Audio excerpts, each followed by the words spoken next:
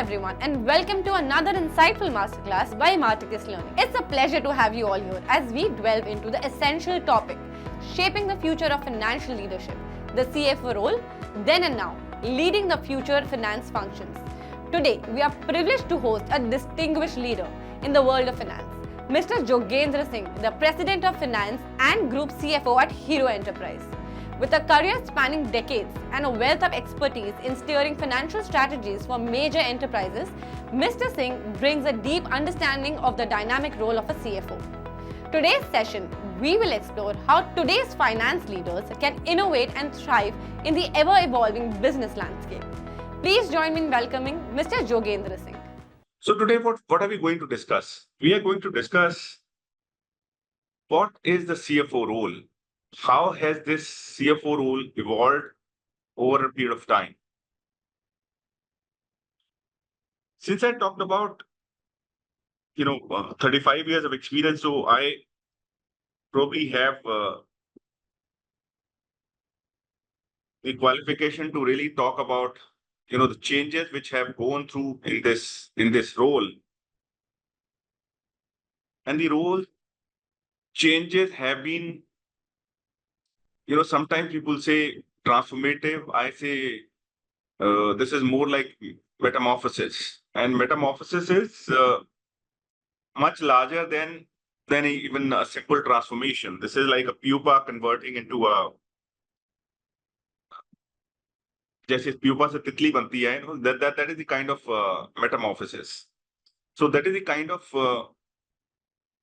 changes which have come into this. So I would talk about some background of what happened in this role, why there was a need to change in this role, why today this role is ever evolving. It's not that, today we have reached a particular, state and now we will stop changing. The kind of world that we are living in, this role will keep evolving over a period of time because you need to contemporize the role. Whatever is the demand of that particular time, you will have to take on those skills. Yesterday's skills are no longer relevant. So you will have to come and see how can you acquire new skills to match the requirement of this role.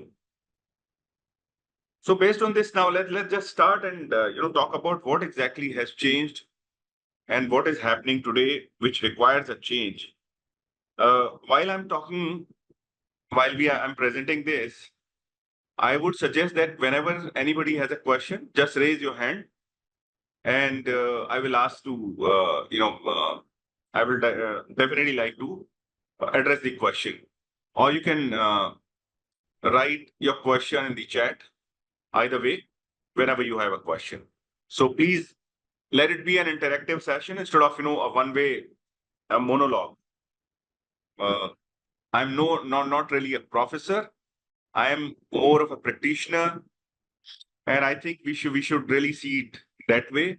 And I would also like to try and see wherever feasible I can give you some examples out of my experience. So let's take it that way only. So first of all, I talk about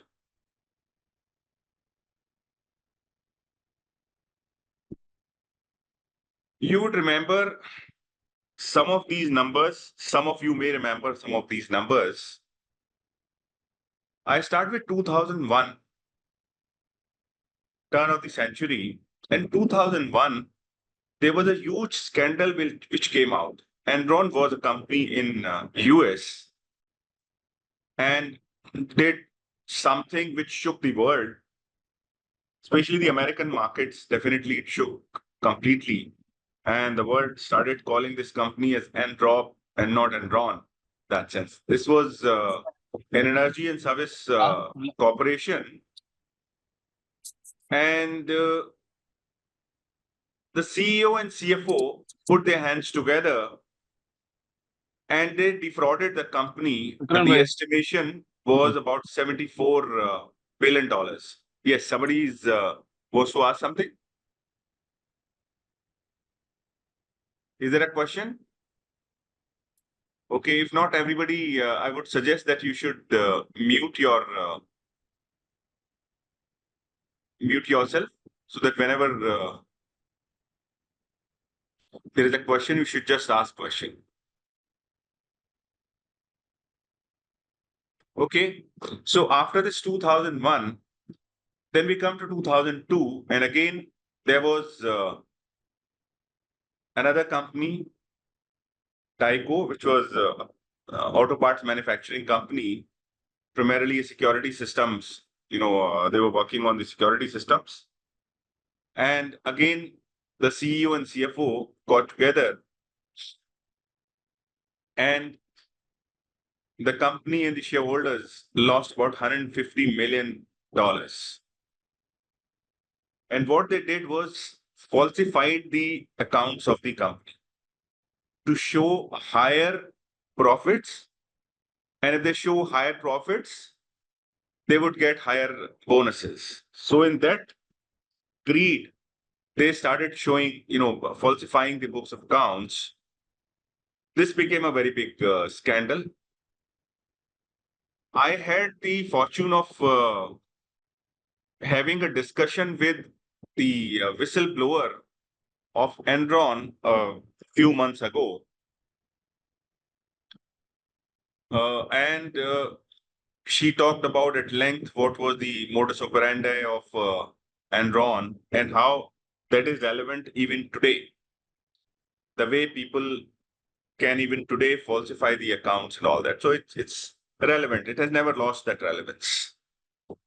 Next was WorldCom scandal. And again, this was WorldCom, we said, and then I come to Lehman Brothers. Lehman Brothers 2008 was, even though in terms of numbers, it was $50 billion, lower than $74 billion of Enron.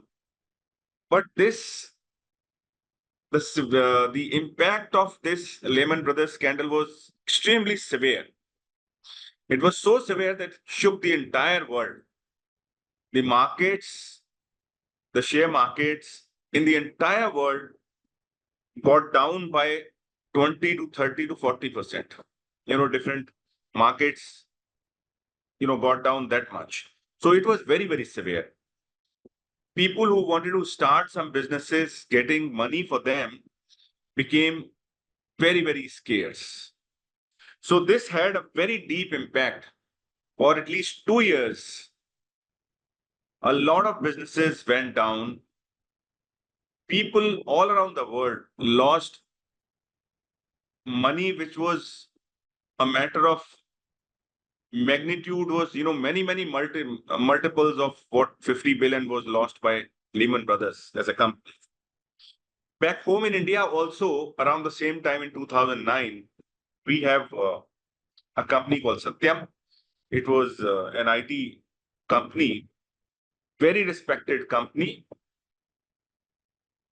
Unfortunately, they also indulged in this kind of a practice where they falsified some of the cash shown in the books and they diverted that money into some other businesses.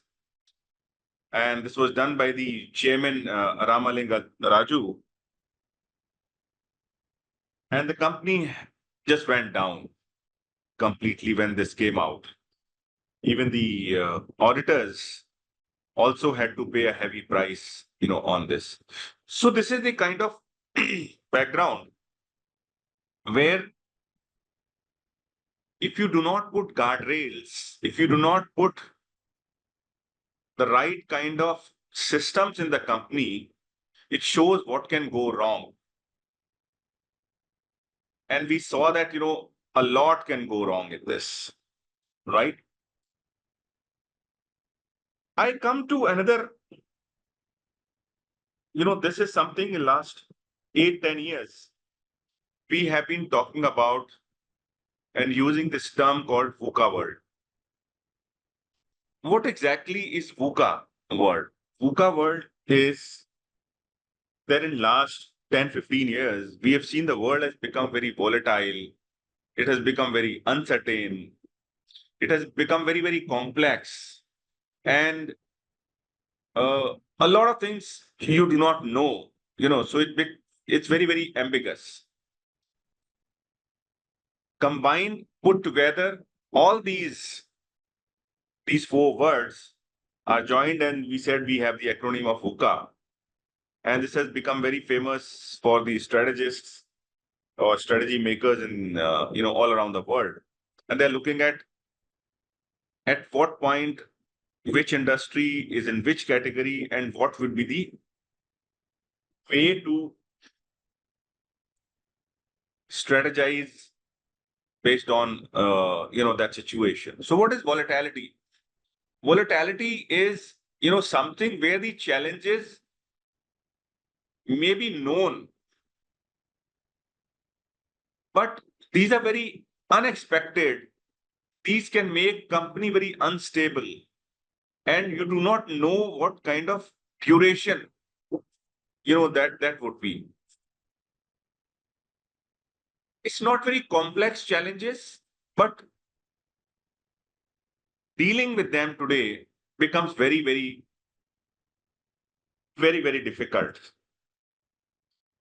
We often talk about stock market volatility, but then in real life also, when there are, in last few years, we have seen the supply chain was affected because of, first because of pandemic, and then because of geopolitical issues, the wars, etc. And then the prices were fluctuating like anything, So the kind of chip market, the kind of supply chain got completely haywire. It was very difficult. So therefore, in this kind of volatility, it is very important for leadership to have a very clear vision, a very foresight, and not only have a foresight that you can have the vision to predict what is going to come next. It is also important for them to give a situational awareness of, in the company. And what is situational awareness? Situational awareness is, you can just compare it with a cricket game, where when you are in the, in the field, you have to understand whether you're on the upswing or downswing, whether you have to play fast or whether you have to, stop and play slowly. So that situational awareness in that game is extremely, extremely important. A couple of months ago, India lost a match to Sri Lanka, where only a couple of runs was needed to win. However, the batsman in his exuberance tried to hit a big shot and got out, and India lost. So that was lack of situational awareness.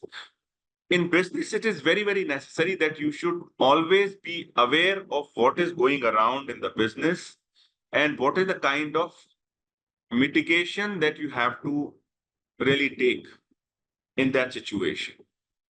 So that is volatility. Then you have uncertainty. Uncertainty is, these are fundamental things which you have to understand, so that while you are talking about the business in the company, or you are talking on the strategy of the company, you should very clearly understand what situation we are in and what is the way out. So under uncertainty is where cause effect is known, but there is not enough knowledge about this. The changes are possible, but it's not necessary that these changes can happen or will happen. So here, in this case, I think what is needed to be done is bring a lot of communication so that there is clarity in the minds of people. You prepare clear frameworks within which the company and every employee should work, and drive actions and decisions based on that framework that we're talking about, so that you are steering away from uncertainty, trying to stay as clear as possible. Third thing we are talking about is the world being complex. And what is complexity? Complexity is when many interconnected parts or many interconnected variables are working together, which may be predictable. However, the volumes, especially in today's context, have become very, very large. And these are very, very time consuming and large and complex to process. So, therefore, what is needed is to bring simplicity in the operation. We say, you always say, problems are complex, solutions are simple. So, therefore, you have to really try and see how can you keep things simple and scalable. So that is the way to deal with complexity. Similarly, ambiguity. Ambiguity is where cause and effect is completely not known. So this is where you are dealing with completely unknown situation. There are no precedents, for a situation. So this is like pandemic kind of situation sometimes, So in that situation, I think the way to deal with that situation is that you have to be very nimble. You have to be very agile. You should always be flexible to take course correction. So whenever there is anything that is changing, you should be able and nimble and fast enough to take decisions so that you can take mitigation immediately. I will talk about another, very important, aspect. Again, this is more around the background. And the background on this is that, sorry, uh, just give me a second. Yeah.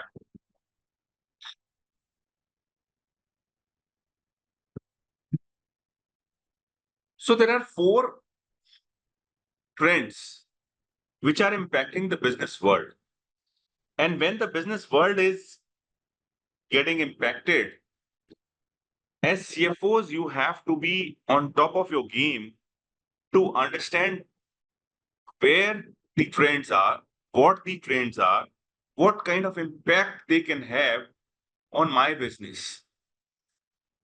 And if I understand what kind of impact it will have, then I can proactively work to take advantage of that instead of getting challenged by them.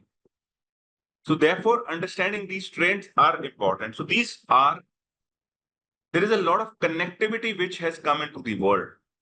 And we are talking about this connectivity is absolutely rising. Some numbers on this is that there are almost about 35 billion connected machines which are on different IoT platforms.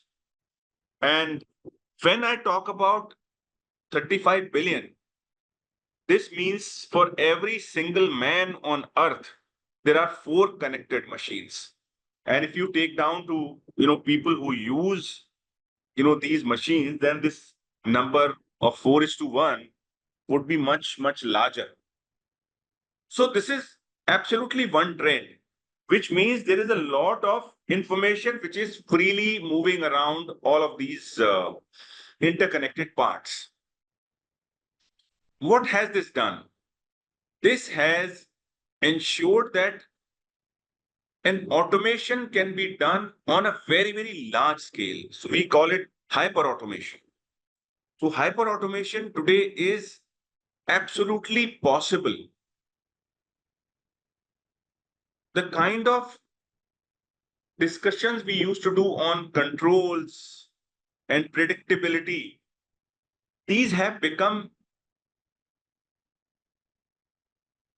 very archaic in a way to talk about those controls. And on the other hand, we are talking about, having tools like AI and Gen AI, etc., where these can be automated in a very, very effective way. So if I talk about connectivity and then I talk about unprecedented or hyper automation, both of these have resulted into lowering the transaction cost distinctly, significantly. A lot of middle layers from the transactions have moved away. So when a lot of middle layers move away, when the time to do transaction is cut drastically, obviously the cost also goes down, drastically. So these three very specific, trends, we have seen. Fourth trend that we are talking about is fundamental societal shift. The way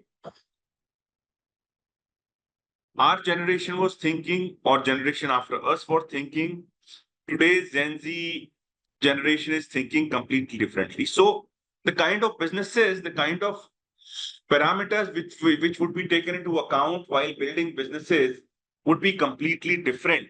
So you have to be aware of what is fundamental difference in thought process of Gen Z, which is more, current uh, consumers, crop of consumers, and you build businesses around them. There are some other topics, which are also very, very important today in terms of data analytics, because of hyper automation, etc., and because of the tools available, the data analytics have become very, very important. We'll talk about that also. Cybersecurity has become a very big, very, very big issue. We say that every single day, there are almost about 250,000 new viruses come in place. And I was, in one of the discussions just yesterday in, with some CXOs, and they were showing the kind of impact that it can have if that cyber attack is unnoticed for a few days. And we have seen the systems that are available today in most of the companies, sometimes even identifying that you have been attacked, takes weeks. So this needs to be actually brought down to minutes and seconds. You have to ensure to put those systems that even if somebody breaches your security, no system can be 100%, foolproof. So even if you look at the system that has been breached, you understand where that system has been breached, and you should be able to take corrective actions immediately, as soon as possible. There is one question I saw in the chat, and that was related to this difference between volatile and uncertainties. Not very clear. Okay. Volatility is, that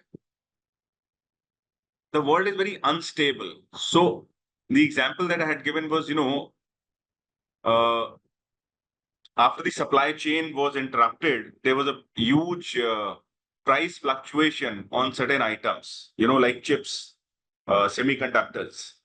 So that is volatility where you know about that there is going to be a problem. But what you do not know is that, this can make your, company completely unstable, how long this will run. So those, that information is not available, with you. And uncertainty is, where we say that even though you do not have enough information, but basic cause and effects are known. So that is where, this is known or known unknown kind of a situation. Similarly, like the last one I said, ambiguous is unknown.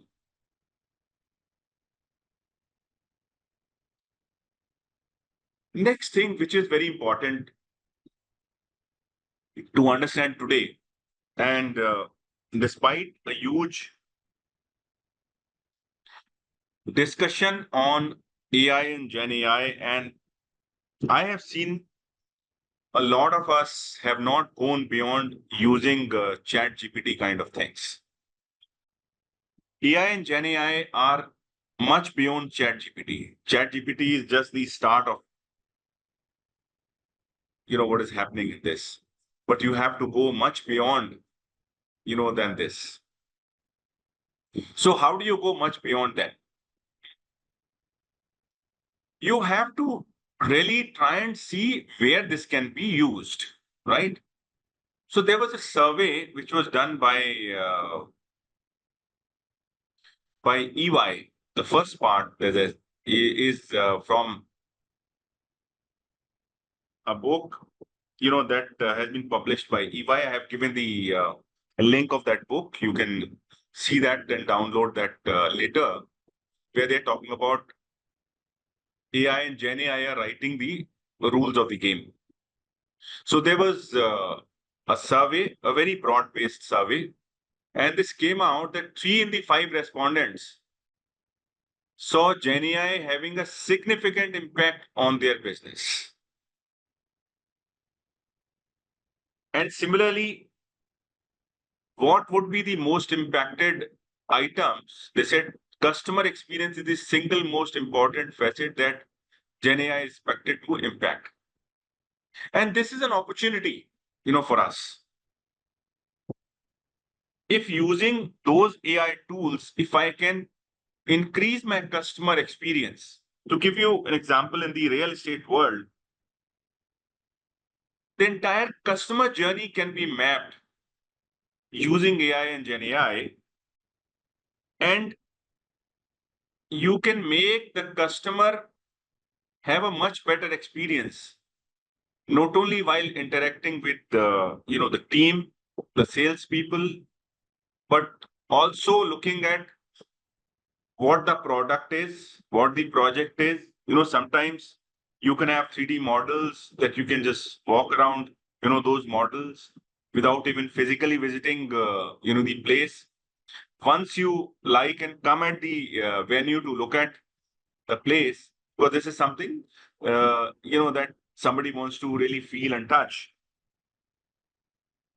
then you can make the process very, very simple, that there is a very, very clear journey that is defined for them. How do they come, how do they enter, how they are greeted, how different features are shown, what are the how does anybody discuss with them different features and payment plans and things like that.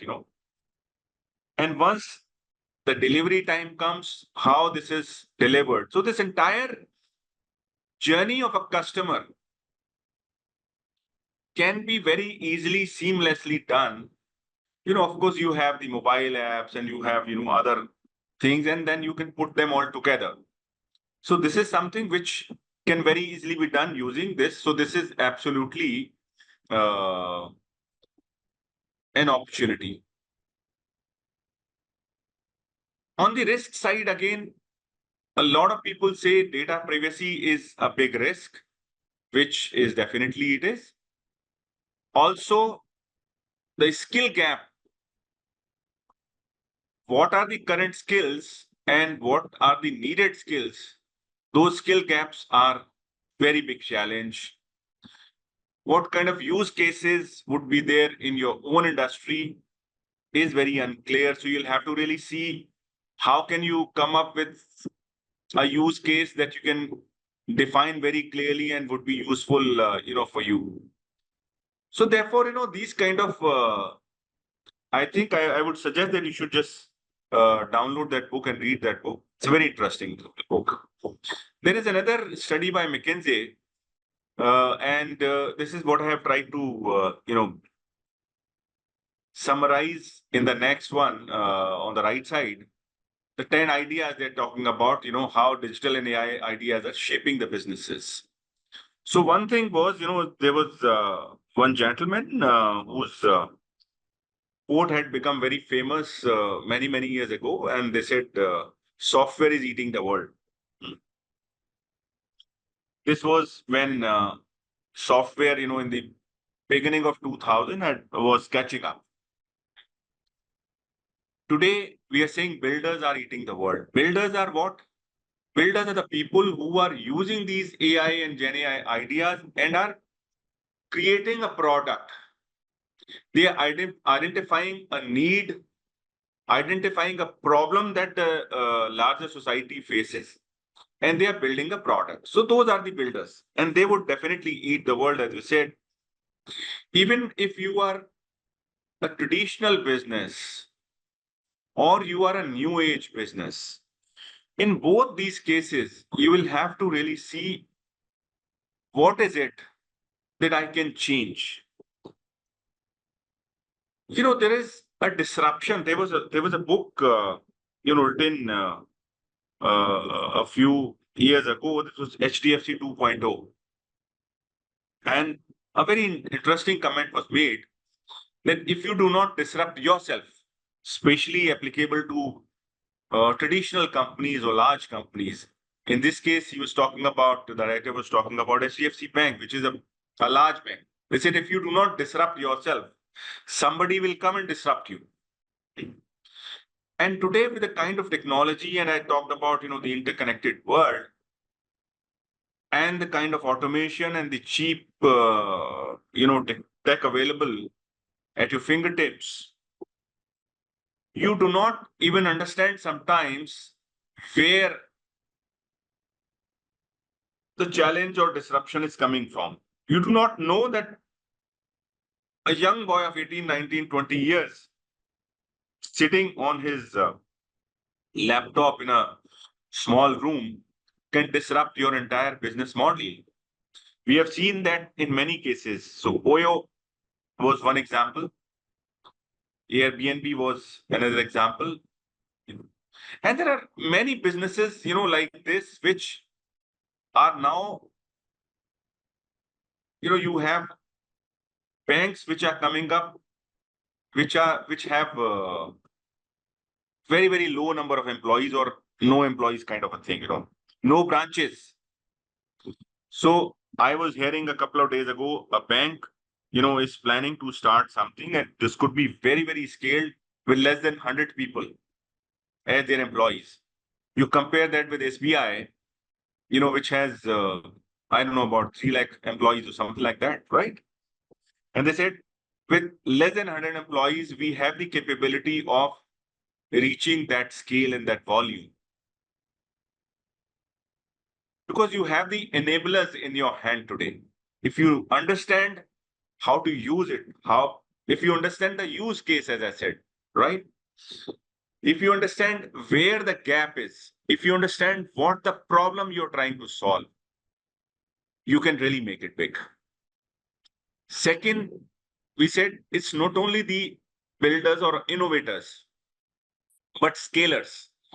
That means you should be able to build on the ideas. First of all, idea is extremely important. There was a thinker, Mark Twain, and he said, treat your ideas royally. For one of them, maybe a king. So your ideas are very, very important. But the question is, what do you do with those ideas? And whether you can scale once you convert your idea into execution, whether that execution can be scaled. If you can scale, you have a winner at your hand. And then similarly, digital AI leaders must be forever transformers. So this is not a destination, it's a journey. If knowledge is power, data is knowledge. So you understand what the data is and what data can do. You will also be very, very careful how you use that data, because there are privacy laws. And privacy laws in India have also started. The DPDP Act is already, has been passed. The rules are being made. We don't know. And some of these are very stringent laws, where they're talking about penalty of up to 250 crore on a company. So therefore, you have to be very careful of how do you use this data. But if you can legally, lawfully use data, you have a very, very important. We talk about data is oil, but then how do you convert that? And you'll have to have a relook at the workforce. We talked about the skill gap, and so you'll have to really see whether your people have the right capabilities on AI or Gen AI, etc. Every company or every business will be like a neural business. Neural business is where there is one center nerve and then it is going into different directions, and you should be able to understand how to control this animal. IT as a service, I mean, it is already started in a way. And I think the best is the ninth, that idea that I'm talking about is the name of the game is value. At the end of the day, you are in the business to create value. And once you create the value, that is what will give you the benefits, that give you a business which can scale and can make money. And as we had discussed, best companies will be the best testers, which means basically you're always running around and looking for new ideas, you're testing new ideas, you're implementing new ideas, and then a new idea comes. Sometimes I use that एक शेर बड़ा खूबसूरत है कि जिंदगी एक मुसलसल सफर है. मुसलसल is continuous. तो जिंदगी एक मुसलसल सफर है, जो मंजिल पे पहुंचो तो मंजिल बढ़ा दो. So once you reach a milestone, set a new milestone for you. This was a Gartner study, and I want you to expose to all of these kind of studies so that you understand the role of CFO today is not what used to be 30, 40 years ago or 20 years ago, which was primarily limited to accounting.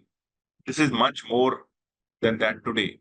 So future finance is what Gartner, talked about. And they said digital is creating a skill disconnect. Of course, we talked about, that there is skill gaps that you have to fill up. There is demand for decision-ready data. So it's not only that, you have compiled the books of accounts and you have, audited the books of finance, etc. The question is, what are those data saying?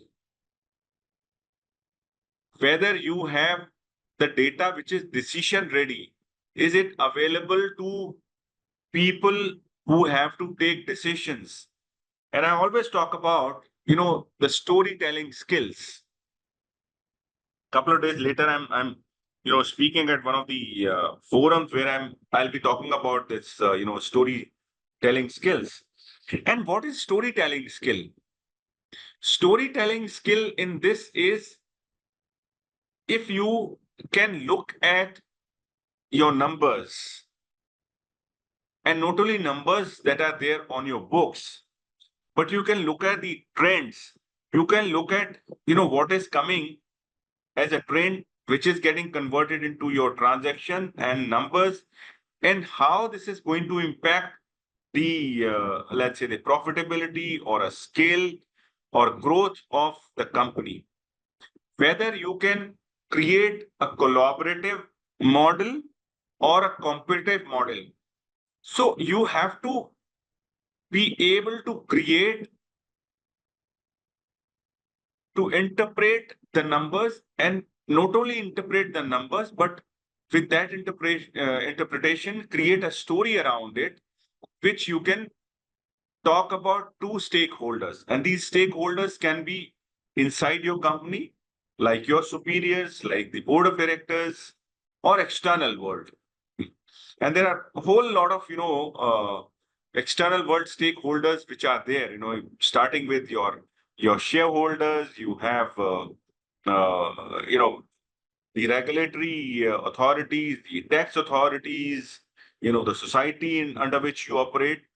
So you should have a very clear hold on your numbers, and you should be able to create a story out of your numbers, and in such a way that that data can be used to take decisions. So demand for decision-ready data internally and externally both, has become very, very important. And again, finance analytics is getting centralized or re-centralized, as we said. So therefore, there has to be one single source of truth, as we say, a common data pool from where everybody is sourcing the data so that your data and my data is not different. Many times, when we look at the reviews, and we have seen not once, but multiple times that the person from sales shows a higher sales number versus the finance person. And there is always some kind of a tussle, that goes into between two of them. The finance number says, I have taken the number from the books. So whatever system you are using, I have taken the number from there. And the salesperson says, no, I have closed the deal. I have collected the check also. It is yet to be banked or it is yet to be logged. So these kind of, two numbers we cannot work on. And this is where centralization of finance analytics, makes a huge sense. So that everybody is talking from the same, taking data from the same source and using that. Reporting goes on demand. So that is, you should be always real time. Your ERP as a platform should be ready. AI revolution, we have already, talked about. RPAs is another breed of workers, that you have. So what are these workers? These are robotic processing automation. So this is a piece of software which can do a lot of work that is in a way rule based. So supposing you have to do accounts payable. So you receive some invoices from your vendors and you have to make payment to them. This is completely rule based. You will receive an invoice. So there would be a document, which show that goods have actually received. Supposing I'm talking about goods, there is a purchase order which is there. There is a schedule which is there. So a three-way matching takes place. So your rate is right, your quantity is right, and you have actually received it, and it is in good shape. So once it is matched, then automatically an entry can be passed, and at the due date, the payment can be processed. So I'll give you a example. This was a book, and it's quite an old book actually speaking. This was written in 90s. The name of the book was Reengineering, and this book was by Hammer and Champy. And in this book, Reengineering, they were talking about, and this was for the first time, people started talking about looking at your processes so that these can be made simpler, so that your processes can be faster. Otherwise, we have seen what kind of bureaucratic processes, can be there if you go to some government departments, and then you realize, what kind of processes are there, from filling of the forms and verification and validation. And they're also trying uh, to make the systems much faster. But this reengineering book talked about looking at your systems and making it faster. Uh, but today, even that kind of reengineering has become archaic. But at that point in time, there is one particular incident, that is that they talked about in the book. Was General Motors was a big company, big car company at that point in time, and they were slightly bigger than Toyota. Toyota had entered US markets, and General Motors was trying to benchmark some of their processes. So they were looking at accounts payable process. And they said, we have 500 people in our account payable process function.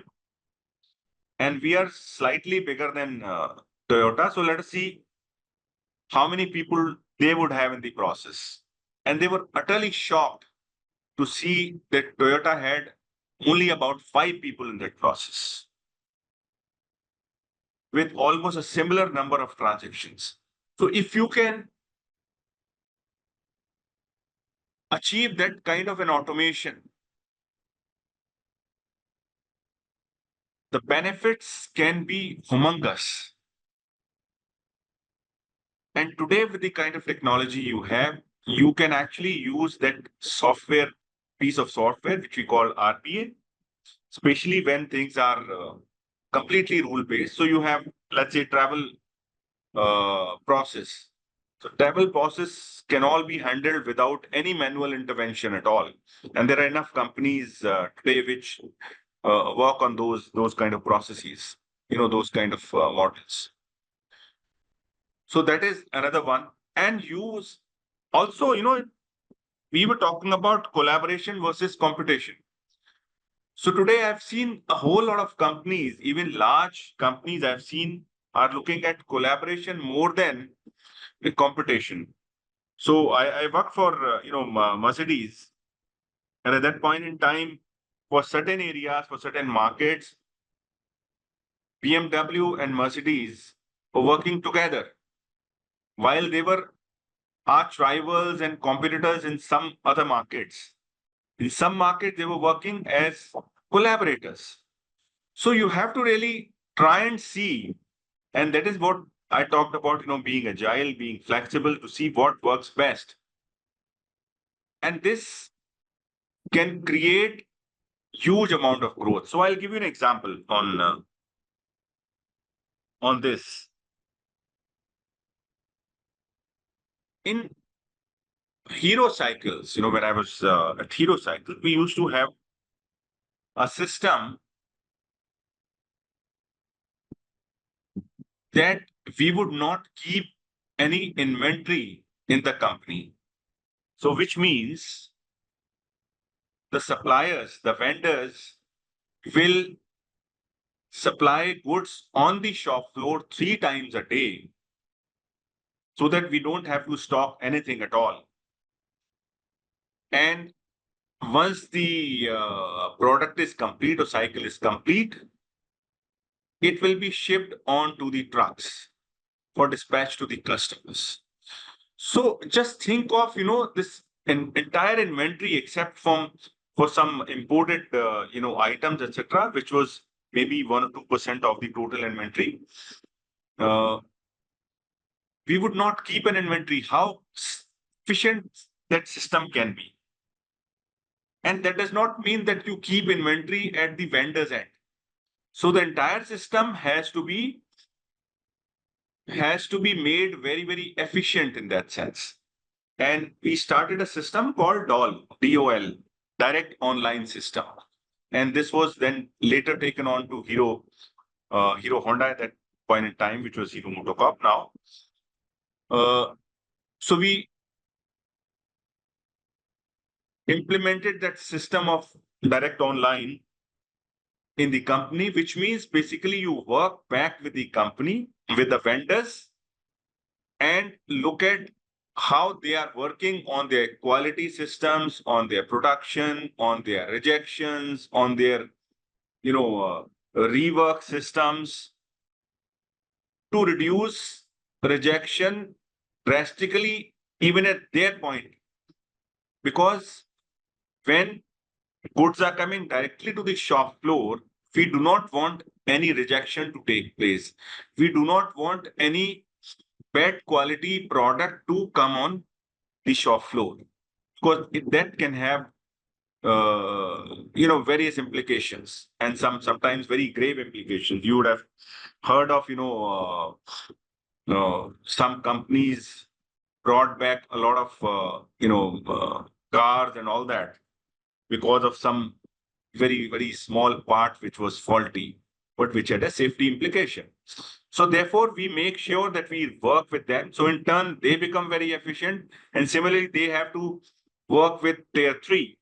So the OEM works with tier 1 works with tier 2 works with tier 3. So in the entire value chain becomes very, very efficient.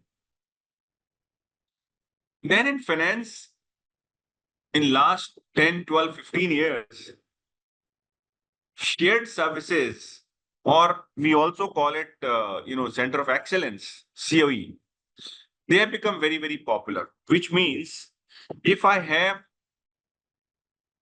the volume of transaction, then instead of each company doing a transaction, supposing Shell as a company has plants all around the world. So they have in 100 companies, 100 countries, they have their operations. So instead of creating, let's say, the finance team at every location, they would rather have a very skeleton team at location and then create a shared service center where all, let's say, the AP, AR, GL, all these kind of data would come to the shared services center. Shared services center would process them, and they will have the best benchmark, technology and services, so that there is efficiency also that comes in. The cost comes down drastically. You can bring that, these kind of operations to a cheaper places. So instead of, working in US and UK or Europe, you can work in India or Philippines or, places like these where the cost is cheaper. So overall, you become more qualitative and you become cheaper. So therefore, use of shared services in that sense has gone up. And then you start looking at every cost and whether that cost is creating value. I will talk about that also later on a little bit. So with all of that kind of, background in place, the role of CFO has, which started as a steward, as we said, and this is the kind of classification that EY, has done in one of their paper. So they said, we started with the steward kind of operation. So which means we were primarily tasked with preservation of critical assets of the organization and creating, sort of collecting information on transaction, yeah, doing those transaction and, creating books of accounts, finalizing them, closing them for use for internal and external stakeholders. So role was limited to accounting in that sense. At that point in time, sometimes, especially in US, people were calling the finance professional as bean counters. Then the second stage came when the role extended to operational areas. So which means you go and look at the plant. So sometimes, I always tell whenever, we take any person that he should spend a lot of time in the plants to understand the operation. If you understand the operation, if you understand what kind of difficulties or what kind of problems are there in actual operations on the machine, you can understand the transaction and their impact in much better way instead of looking a transaction as a simple number. So you look at the talent, you look at the cost, you look at the service levels. So that, apart from looking at the numbers, going back one step, understanding where these numbers are coming from. At that point in time, and even today, it is very important. This is where, we talk about strategic and catalyst role comes, is that you start understanding what are the drivers of your business. So when I talk about drivers of the business, I'm talking about the revenue drivers of your business. I am talking about the cost drivers of your business. So in what way, what should I do that my revenues go up, whether it is expanding your range of products or bringing new products at certain intervals? You would have seen in car companies, they're always, after some period, either a new variant comes or a new product comes. It is very, important. You've seen, in in Apple, the mobile, every couple of years or maybe every year now, a new product comes. That's a revenue driver for them because they have understood that, this has become a symbol of prestige, so to say. And you are, that is attached with the emotions. So therefore, every time a new product comes in the market, you want to take it. You can look at the fashion industry, how fast they churn out designs and, how fast they bring different, fashion trends and fashion products. So you understand what are the revenue drivers. Similarly, what are the cost drivers? You would say that I would do a makeover of a product, which is what we call variant. That is much better than creating a new product from scratch because that would be very costly. The R&D of creating new designs, etc., and developing new parts would be very, very huge. So therefore, you try and create some platform of standardization. So you would see, like in a car, a whole lot of car in that family use parts that can be interchanged.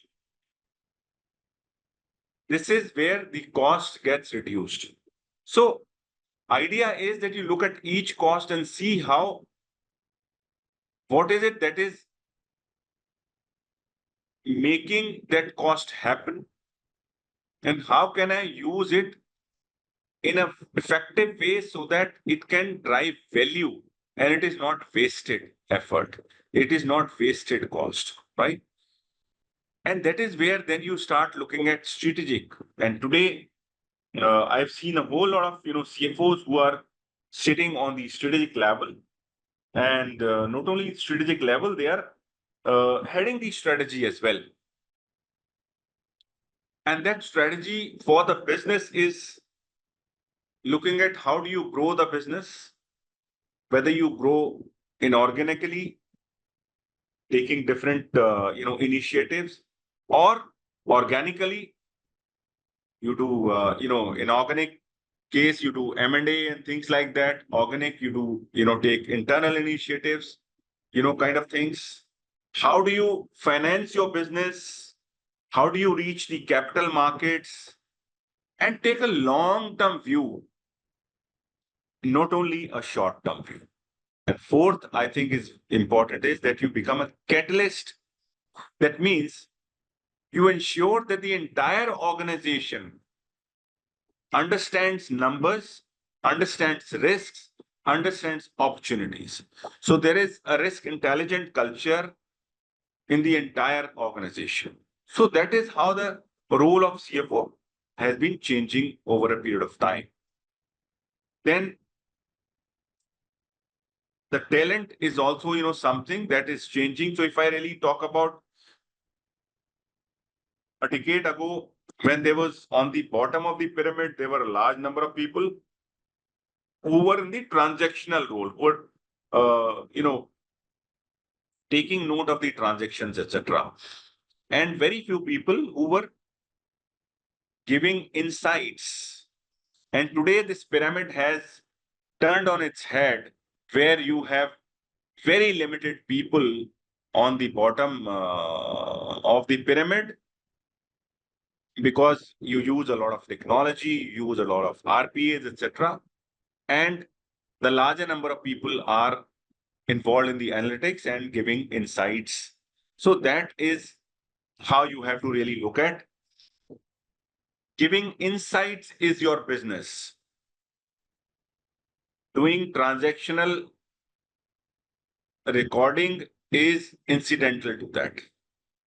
So recording of transactions has to be automated as much as possible. The governance has to be, the reporting has to be automated as much as possible. Again, this is very necessary because the kind of reporting, the kind of governance, is coming up in last few years has been very, very high. So whether it is, the GST reports, that you make, or whether it is, any other kind of, in whatever business you are, so there could be some very highly regulated businesses like insurance, as I say. So how are you, making reports to IRDA? IRDA wants certain reports on certain interval. In real estate, you have RERA.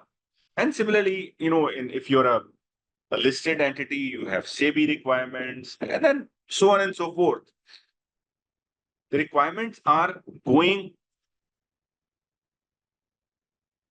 at a breakneck speed. And I'll give you an example. In insurance industry last financial year, there were more than 400 changes that came in a year, which means there was more than one change or additional requirement which came every single day of the year, including holidays. So therefore, this requirement of reporting, etc., is very, very large. And whenever there is a volume, you should try and look at using technology. How can you use technology to smartly create all these kind of reportings? You can have somebody looking at, before you submit it, but far lesser numbers. More importantly is what is the analytics and whether this analytics is available to the people on the street, the fleet on the street, which is there. Do they have access to this analysis, and whether they can take decisions based on those numbers? So again, as I said, the change in vision is taking place from accounting to strategizing, from batch processing to real-time processing and real-time access to data also. It's not only the real-time processing. We should be able to have real-time access to data and data in a decision-ready format, right? And that from recording to leading, we just discussed that. From accounting, the focus is more on strategy and operational decision support system. Ultimately, you have to be proactive and see how are you creating value. Many cases, we say that are we actually calculating EVA, which is economic value add, or not, which shows whether the business is creating value or destroying value. And these indicators are apart from looking at the top line, the bottom line, the assets and liabilities. So all of these are important. And apart from, along with this, whether the business is creating value or not, because that is very important for long-term sustainability of the business.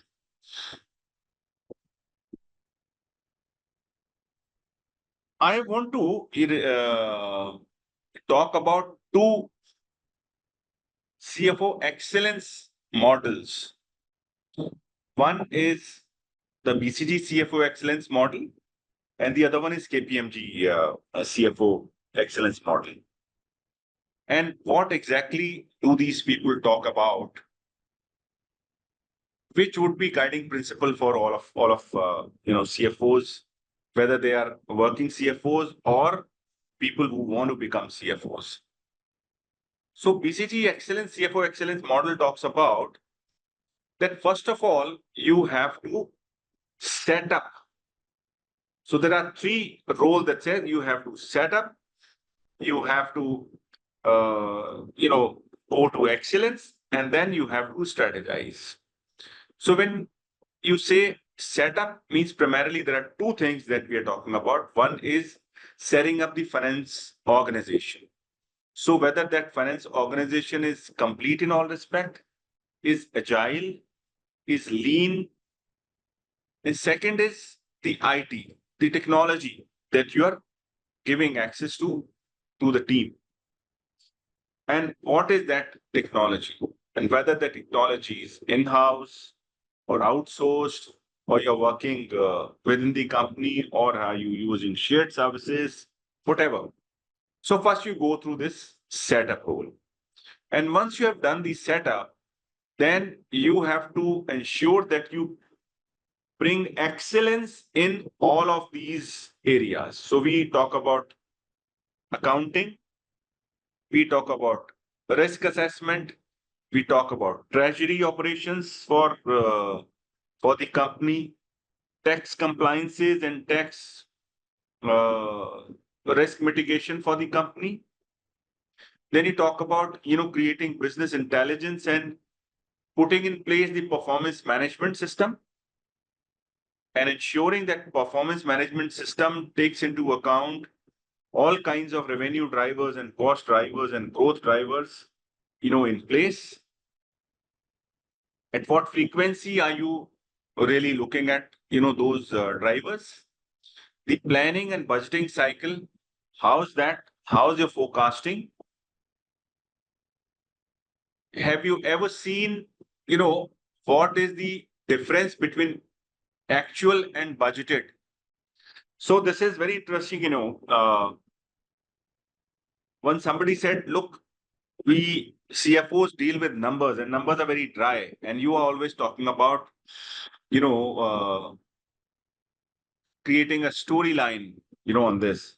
This is contradictory. So I said, look, we all make 5-year plans, and when we make 5-year plans, I would suggest that after you have done 5 years, then you try and compare the 5-year actuals with 5-year plan that you had made at the beginning of that period of 5 years. And then you will see that these numbers will show you a drama.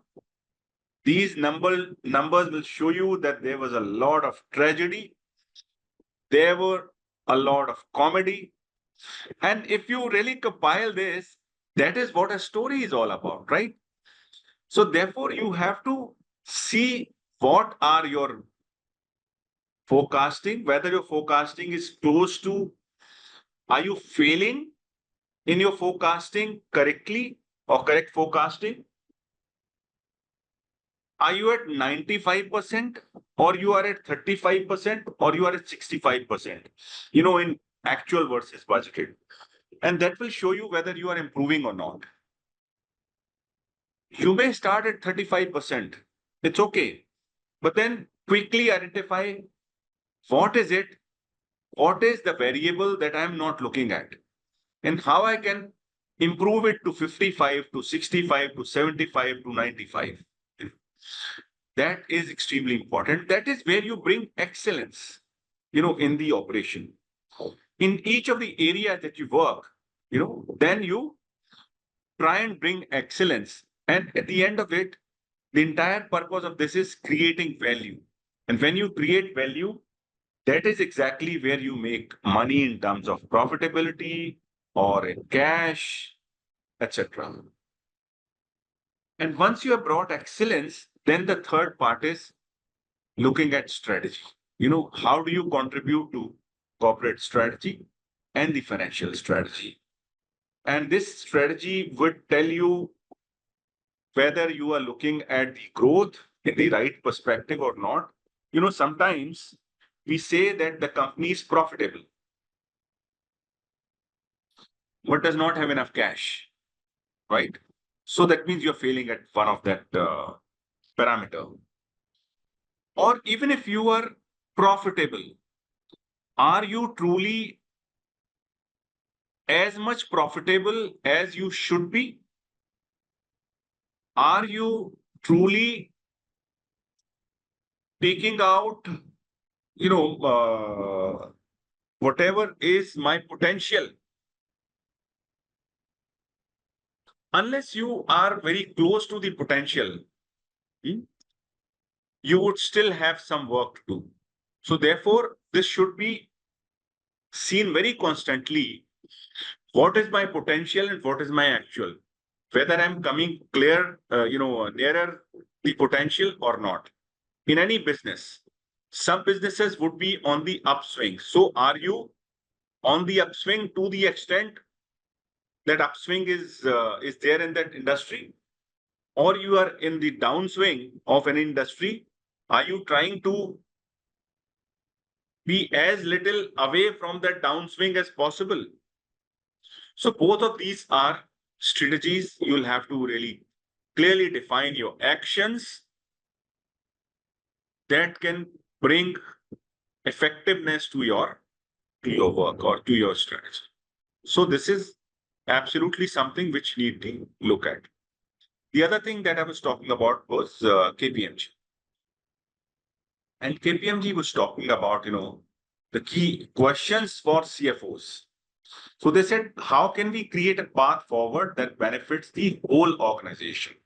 So which means primarily we are talking about how to create enterprise value. I just talked about, how to integrate these plans and KPIs and actions and combine them with a strategy so that you can create enterprise value.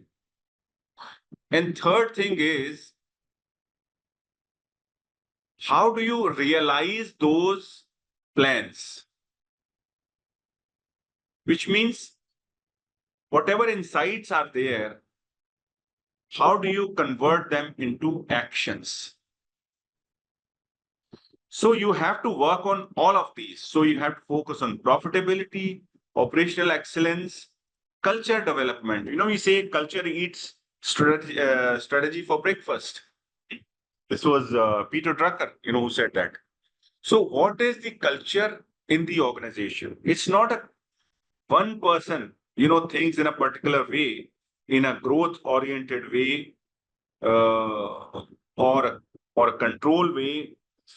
It will have to be the entire organization that thinks in a sync, that works together and thinks together. How can you create that culture? How can you create opportunities for growth through your strategy? How do you leverage the data?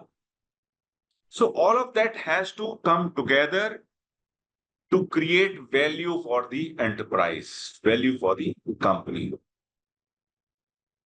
And then how do you create that organization? How do you align the talent?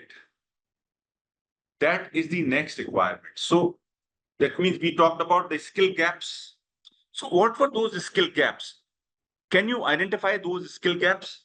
That people understand the new age technology, people understand the use cases that can come out of those use of those that technology. So like, what are the new revenue streams, as we said? How agile you are in taking decisions, right? What is the workforce demography?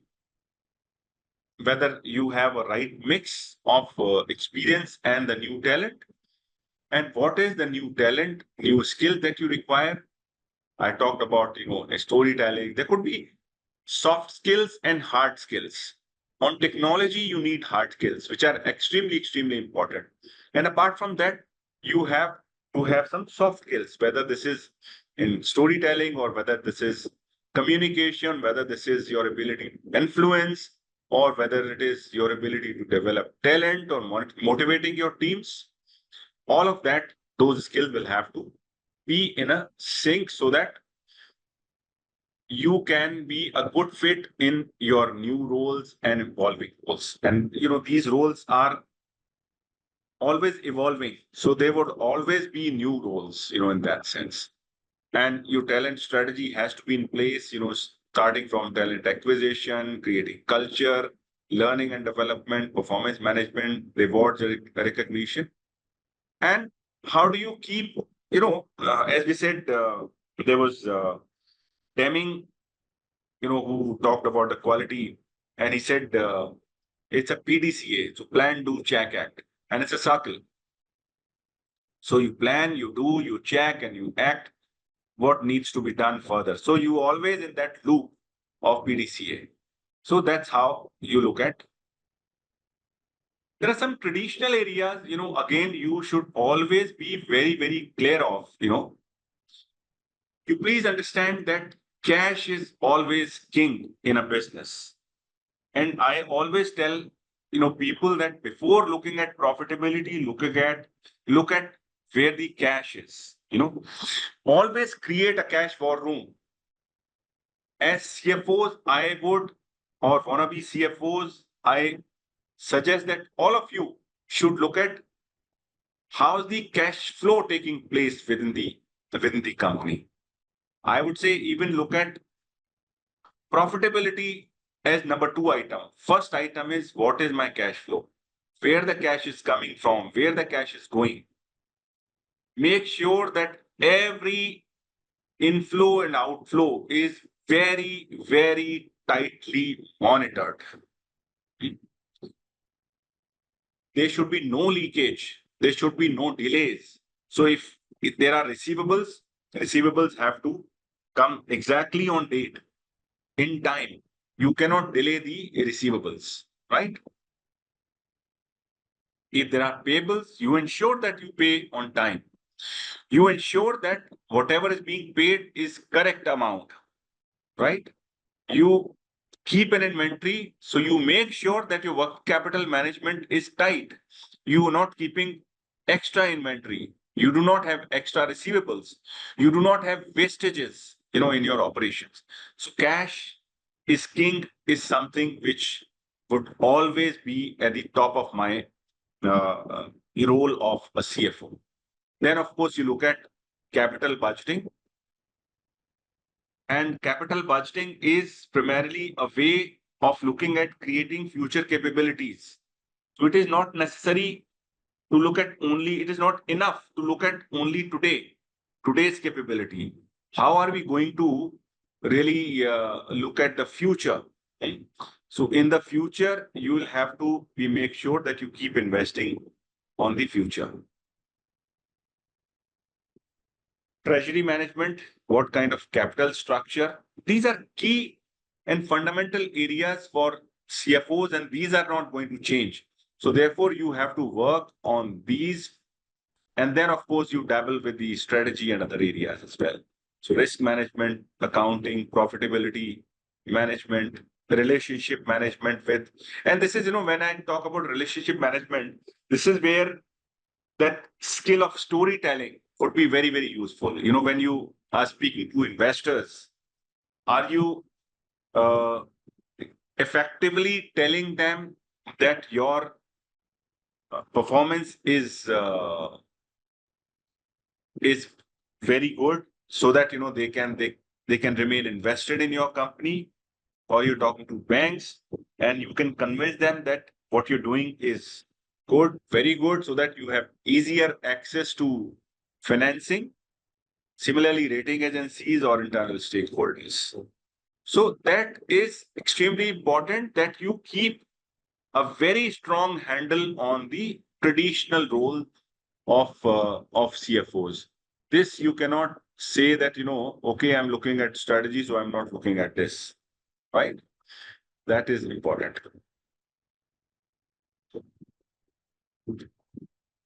Just 1 second, sorry.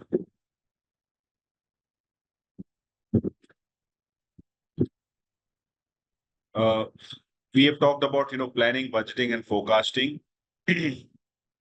So there are three things I talk about, in planning, budgeting, and forecasting.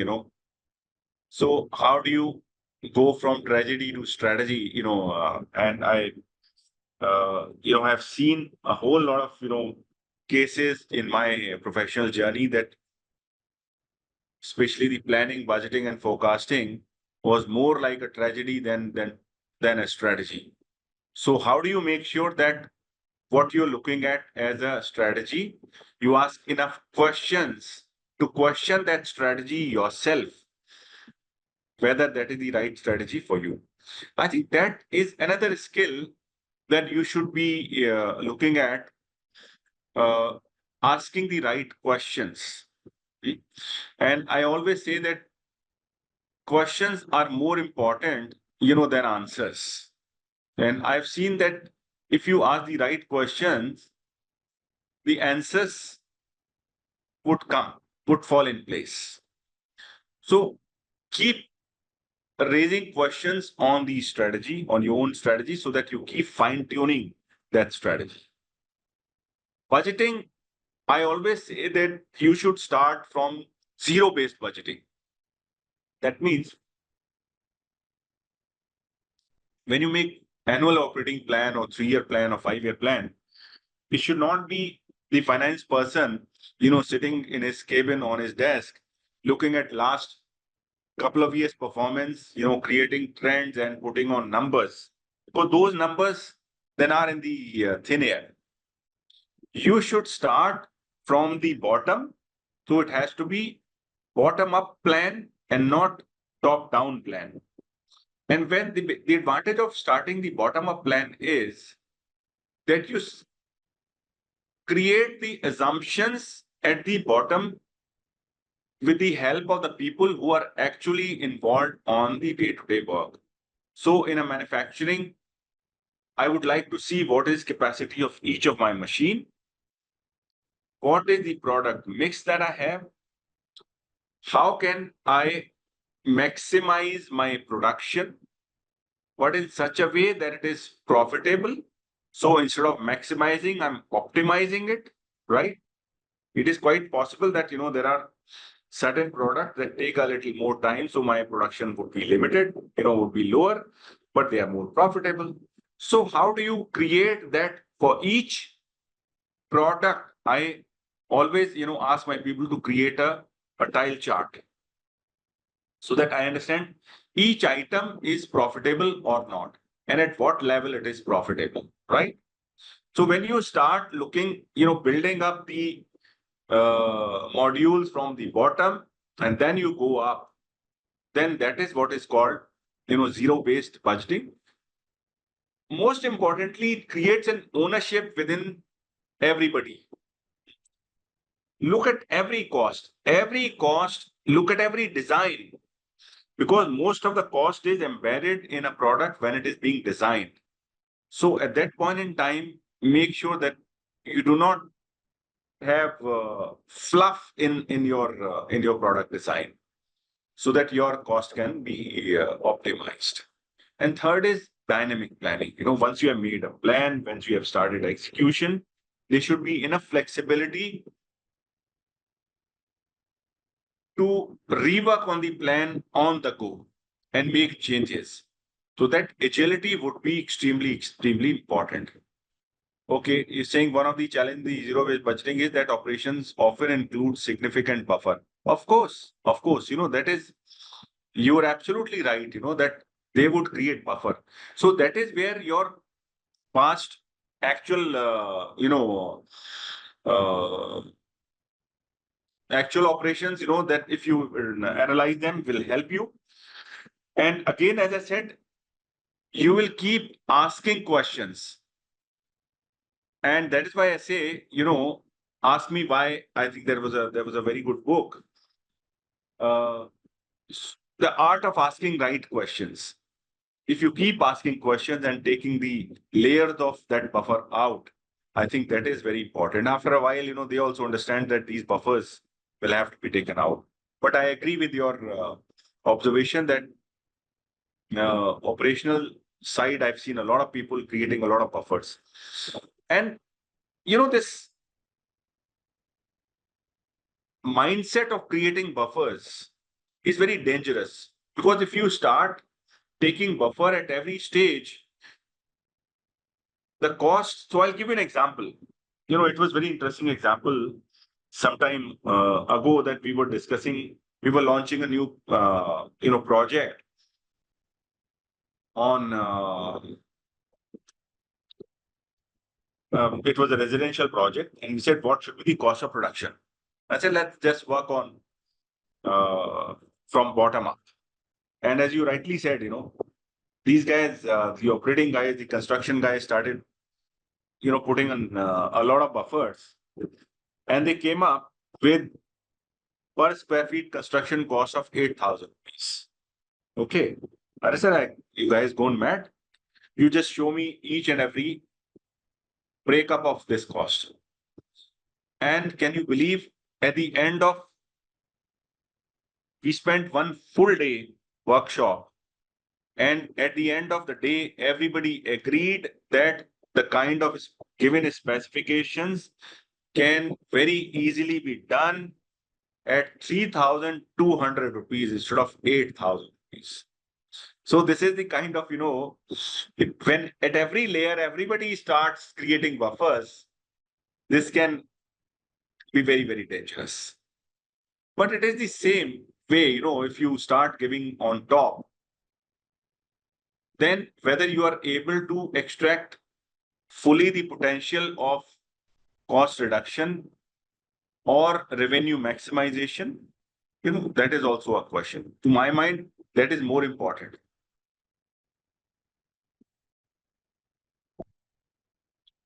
Okay, this is another McKinsey topic about when you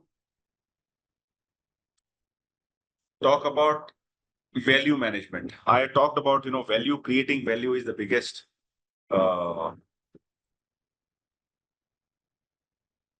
objective for the CFO. How can they create value? Now, this is this is also one I have given link of this report as well. So, how do you create value, and how do you manage that value? So, they're talking about McKinsey did a very large study, and then they finally talked about 5 areas of activity that can create value. So funding and capital structure can create value, management of strategic liquidity. I have always talked about, cash management, risk adjusted capital allocation. So capital allocation is, creating those investment opportunities, whether organically. So organic, is this that you create another machine, you balance with another machine, or you bring a new technology in-house, or you create, opportunities through M&A. So that is inorganic growth, right? So you see what works best. If you want to do something faster, M&A may be a faster route than, creating or putting in a new machine, which can take some time. So you look at a good mix of what works, internally and externally. So that is where we talk about risk adjusted capital allocation. And then if you are dealing with the Forex, export or import, then foreign exchange and interest rate risk management becomes very, very important. And finally, the commodity, if you're dealing with commodities or commodity pricing and risk management, in that is something which is extremely important for us.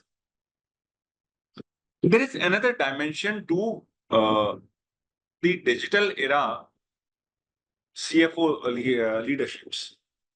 So today we are, looking at technology in every spectrum of every part of our life. So for that purpose, what are leadership imperatives, especially CFO leadership imperatives? One, you are looking at connected finance function. That means you should have a seamless flow in the entire finance function. You cannot work in silos. And when I say in silos, कि एक आदमी एक अपना काम देख रहा है. So I'll give you a very good example, in Hero Motocorp, on the shop floor that we have done. And this was done almost about 10 years ago. That one worker, even at worker level or at, supervisor level, is trained in 3 activities. So these are 3 activities: the work that he's doing, that process, a process prior to, that process, and a process after that process. And we have seen when you keep, working on such phase, then even if somebody goes out on a, is absent or, is not available, the work doesn't stop. So similarly, in finance, we can really learn that and bring that in finance, that one person is trained into three activities, one that he's doing, one before that, and one after that. That can break all kind of silos. And when you work on this digital work, how do you work on that digital continuum? You create centers of excellence. We talk about shared finance, we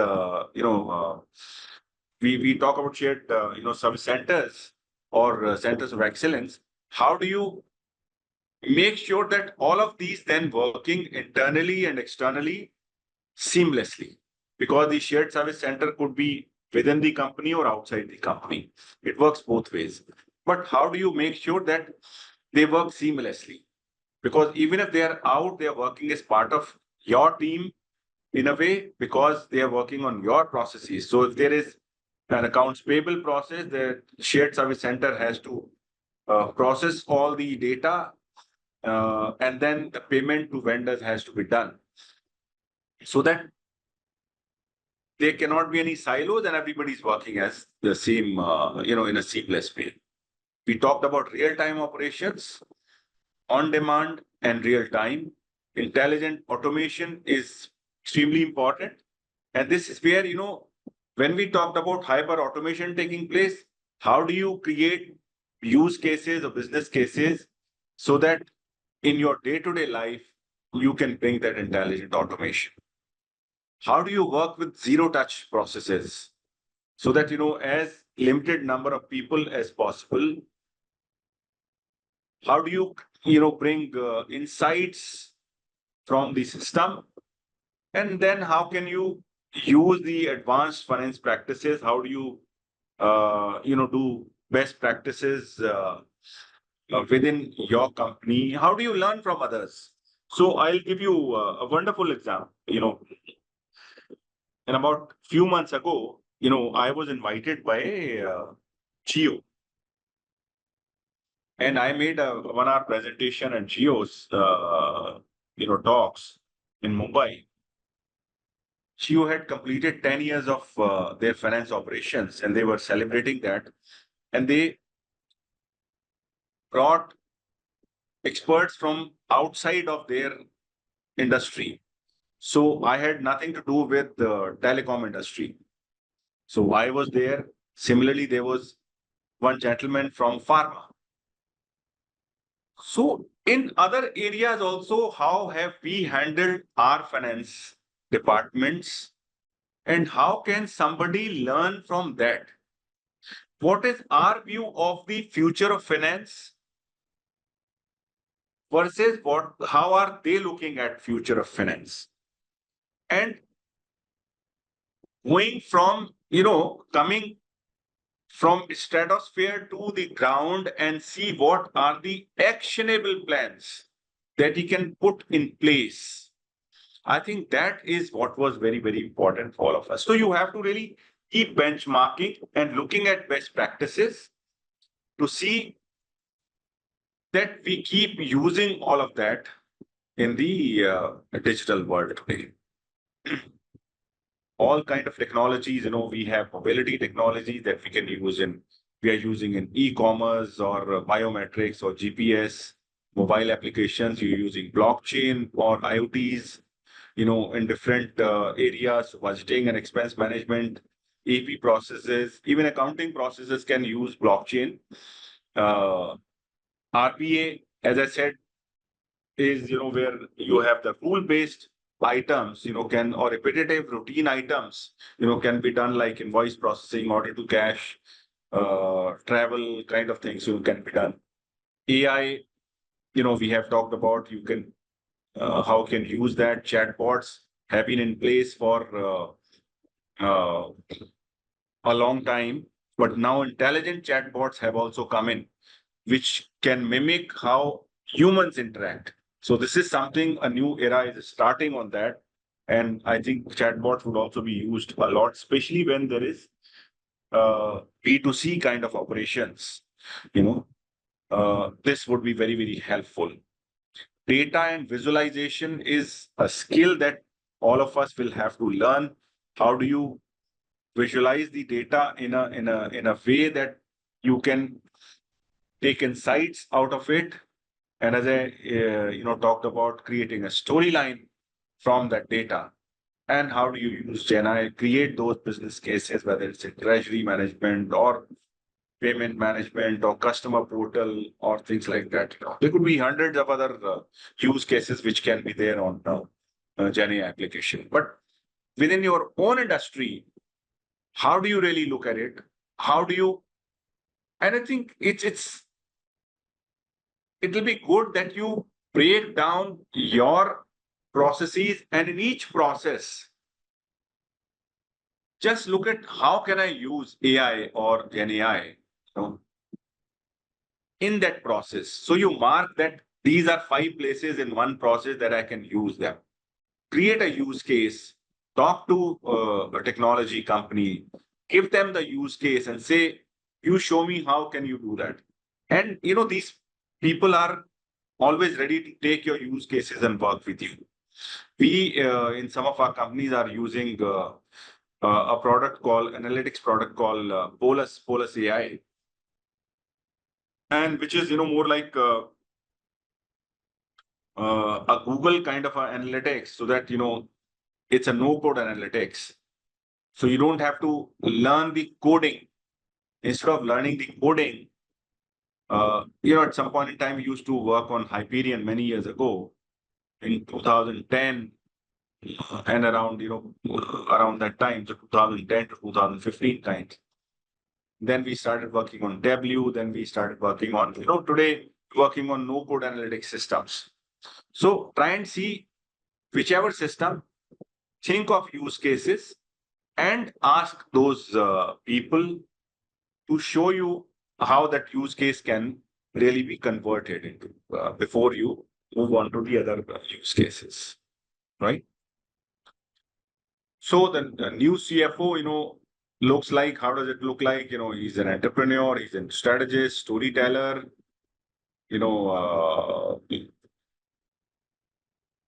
just 1 second.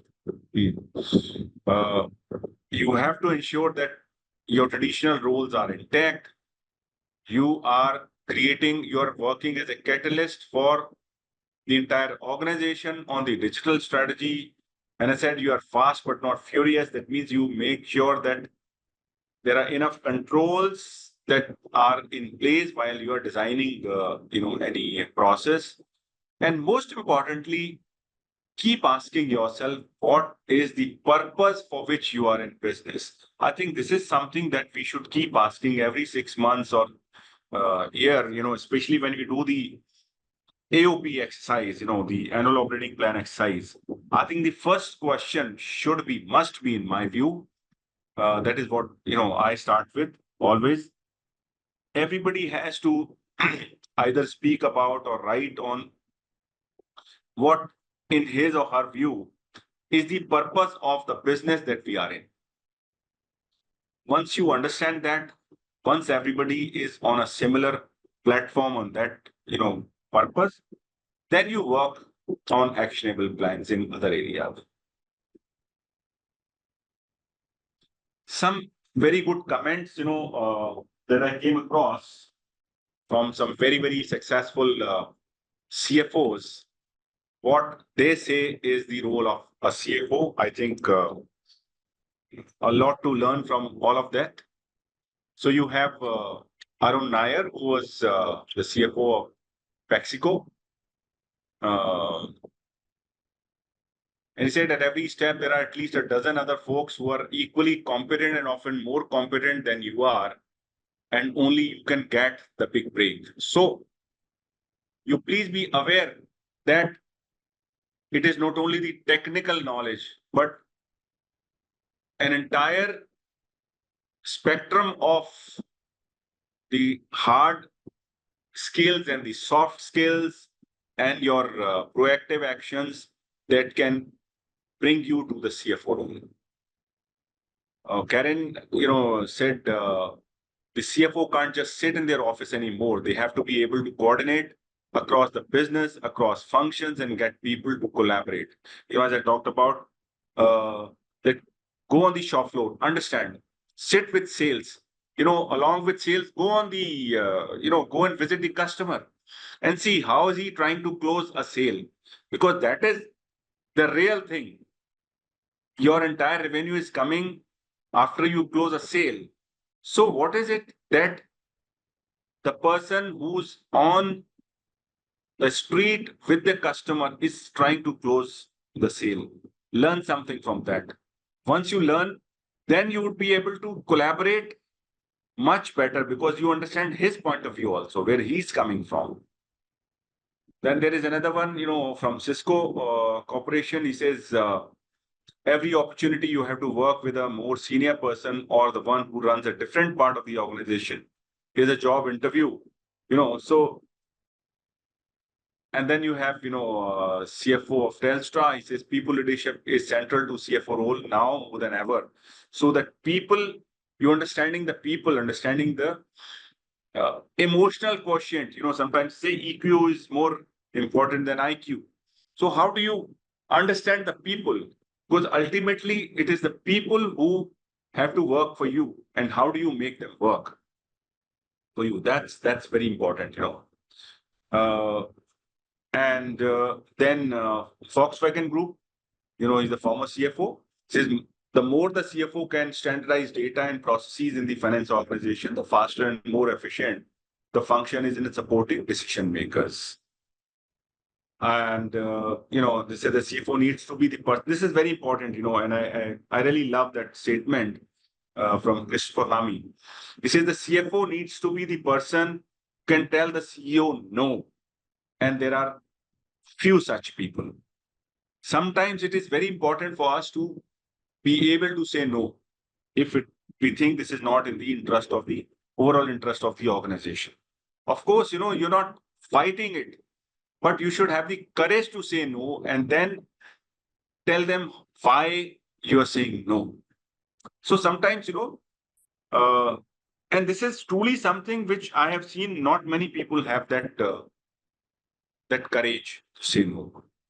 The CFO has overall responsibility for driving operating linkages across the whole business. To do that, you need to have credibility and demonstrated ability to work with each business or functional leader.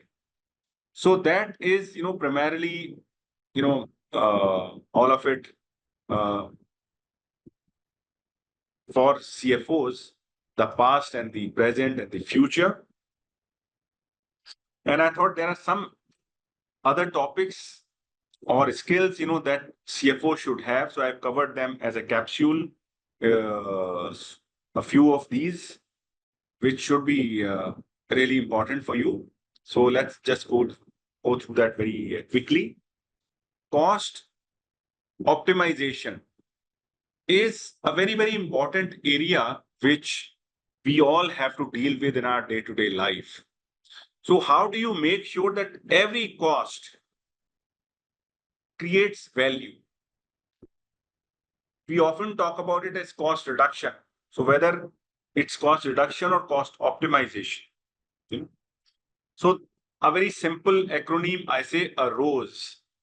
A ROSE is, basically say first you try and automate the processes, whether it is, digital or using RPA, etc. How can you automate whatever maximum you can?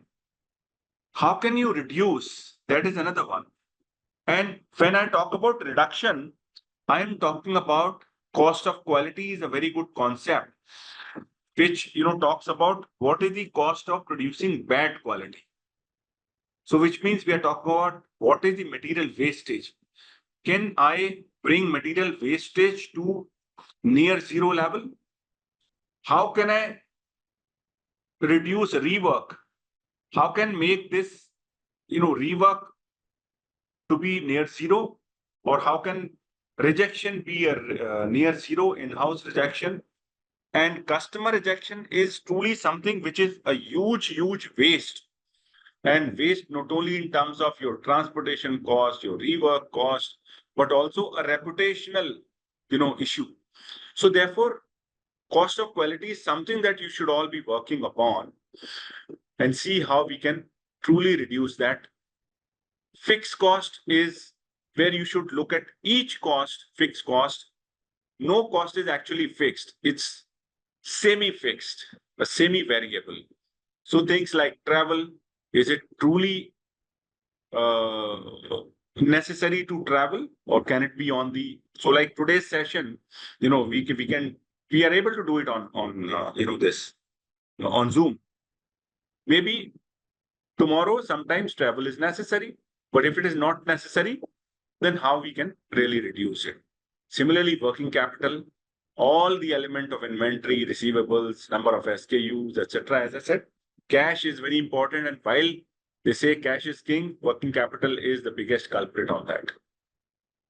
O is outsource. How we can outsource our repetitive transactions, especially the transactional areas or IT management kind of things, which can be transferred to a center of excellence. How can we simplify our processes? So how can we remove number of steps from the process? Or how can we go, you can do everything which is self-approved, and you truly empower people, and that only exception-based approvals can go to management. Just in time or just in sequence are, we discussed about the doll system. So how can you reduce inventory, simplify life for everybody? And ease eliminate. How can you eliminate certain costs completely? So this can come from, during the design stage, because most of the cost gets embedded into the product at the design stage. Some of the frills, that we create in the product are also important. So again, I said, the cost starts with design. I ask the right question. I think that is very important. 80-20 always applies on this. Another topic I think you should all be looking at is how you can look at analytics. And analytics is, we started many, many years ago with a descriptive analytics. Descriptive analytics, we say, okay, we lost 50 crore rupees. So that is, my Excel sheet was telling that there is a loss of 50 crores. Then you moved above and said, how do you do the diagnostic analytics? That means, where exactly did I lose 50 crores?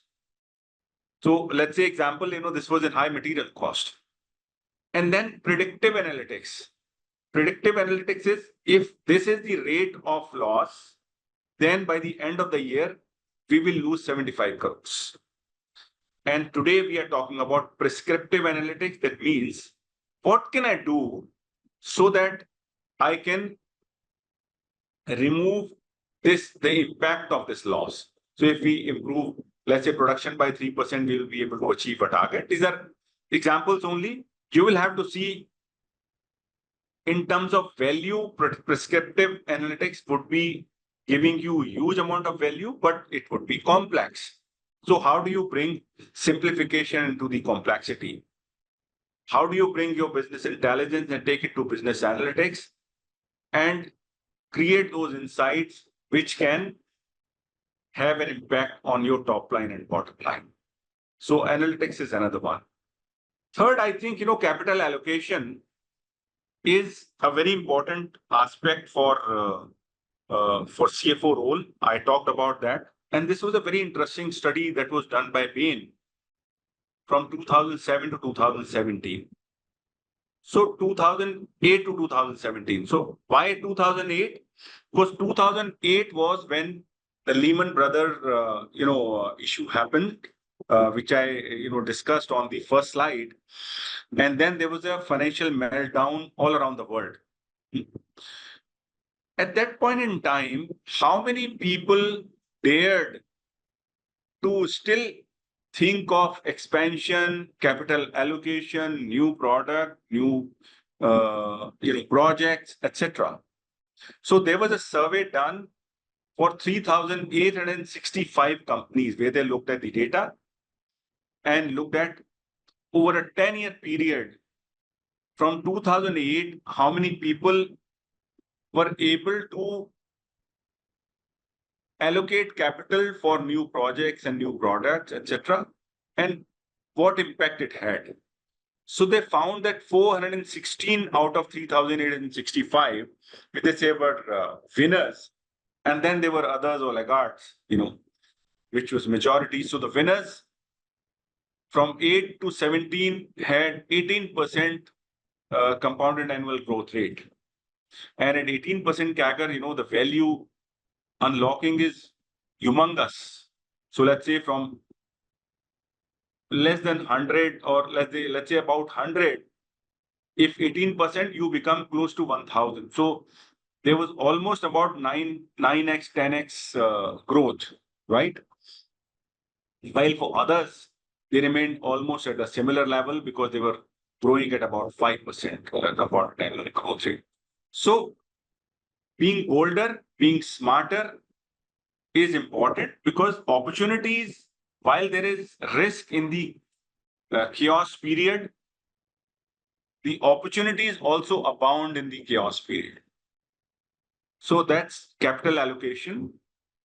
One other area where I have, found CFOs to be particularly a bit weak is project monitoring. So project management, how can this be done? So you just, make sure that these are the specific elements, in your project management that you're doing. So first of all, you look at whether scope has been defined in a very comprehensive way or not. Is there anything left in the scope? And I'll tell you, my experience says that if your scope is not defined, your costs will go haywire. And I've seen when cost escalations take place, 80% of it is due to the fact that scope was not defined correctly. And they say, oh, this was not as part of scope, this is an additional scope. Therefore, there would be extra cost of that. Whether it is, ERP, at the time of ERP, you are dealing with, those people, or you're doing another project, or you're doing another product, this is something which is the biggest culprit in life. Then, of course, the time management. If you can't meet the time, the cost will escalate and they will fly. Quality management. Again, you try and look at what are the quality gates. Cost management, risk management. So risk is, identify risk, keep identifying risk constantly. And then once you identify it, the mitigation measures and monitoring takes place. Procurement management is another one where there is a huge risk of, costs going up. Human resources, primarily looking at the right talent. Communication is at every point in time with all internal, external stakeholders. You should all be at the same page. You should know where we are as far as this project is concerned. What are the green areas? What are the orange areas? What are the red areas? Or yellow areas. So that communication is very important. At the end of it, the interface between various parts is the integration management, which is important. So this is another area where I would like, the CFO aspirants to be very, very clear. There is another area, which in last couple of years is gaining a lot of significance, which is ESG. And I always talk about, ESG is something that we was in our DNA and we are going away from that. And you have to just understand, go back to your own ethos. So ESG is environment, social, and governance. So if I give you some, I always say I'll take you 10,000 years, behind. In environment, we always talked about Mata Bhumi Putro Aham Prithvyaha. The earth is my mother and I am the son of earth. Or we say Pavan Guru Pani Pita Mata Dharat Mahat. So this is what Guru Nanak Dev Ji said. And today, when we are talking of environment, what exactly are we talking about? We are talking about Pavan, that is air. We're talking about Pani, that is water. We are talking about Dharti, that is, the earth. So this is where we are always talking about environment. Similarly, on the social side, we have always said, and this has been a part of our day-to-day, sort of a puja. Nisit sangat chadvam samvadadvam samvo manansa janata deva bhagam yatha purve sanjanana upasate और अयम निजः परो वेति गणना लघुचेतसाम उदार चरितानाम तो वसुधैव कुटुंबकम.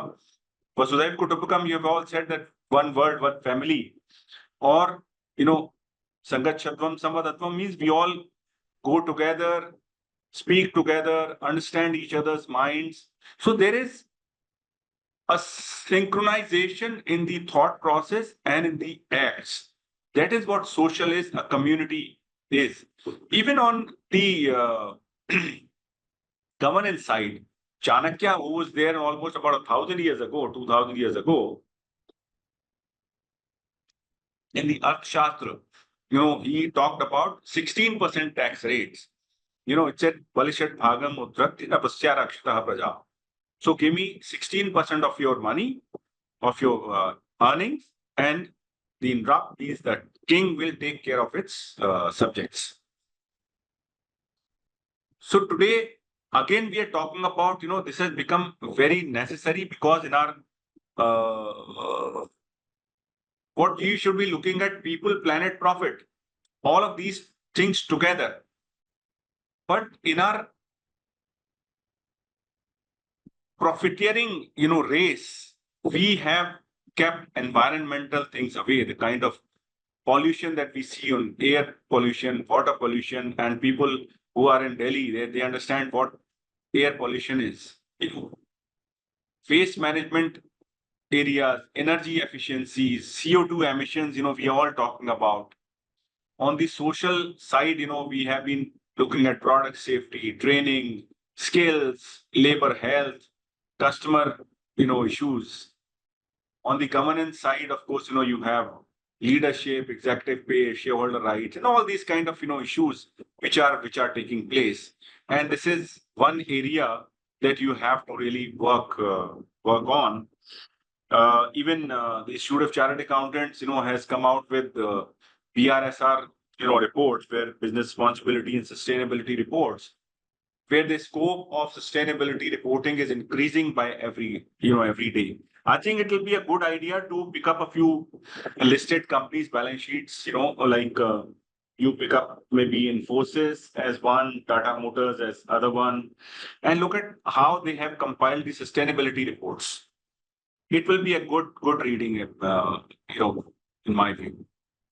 And then, of course, we talked about soft skills, that you should understand the people skills, you understand the conflict resolution, you must have negotiation skills, you should understand how do you exert influence even without authority. With authority, anybody can exert influence. Project management, we talked about. How do you deal with ambiguity and uncertainty? And networking is another one, which is today's age, skill. How do you create that networking? How do you, within your own areas, outside your own areas, how do you create that effective network? So that is, and some skills, which I said, the failure, embracing failure. How do you deal with the bad bosses or firing people? Sometimes, apart from hiring people, how do you deal with government offices? How do you organize large events? Bribery and ethical conflict situation is again, very important area. How do you work in multicultural work on environments? How do you learn from scratch? So some of these experiences and skills are absolutely necessary. And at the end, this is the final slide. Since all of you are either already leaders or going to be leaders or on the leadership path, so I always say what a leader should look like. So there are certain things that I always say is think big, stretch yourself before you ask your team to be stretched.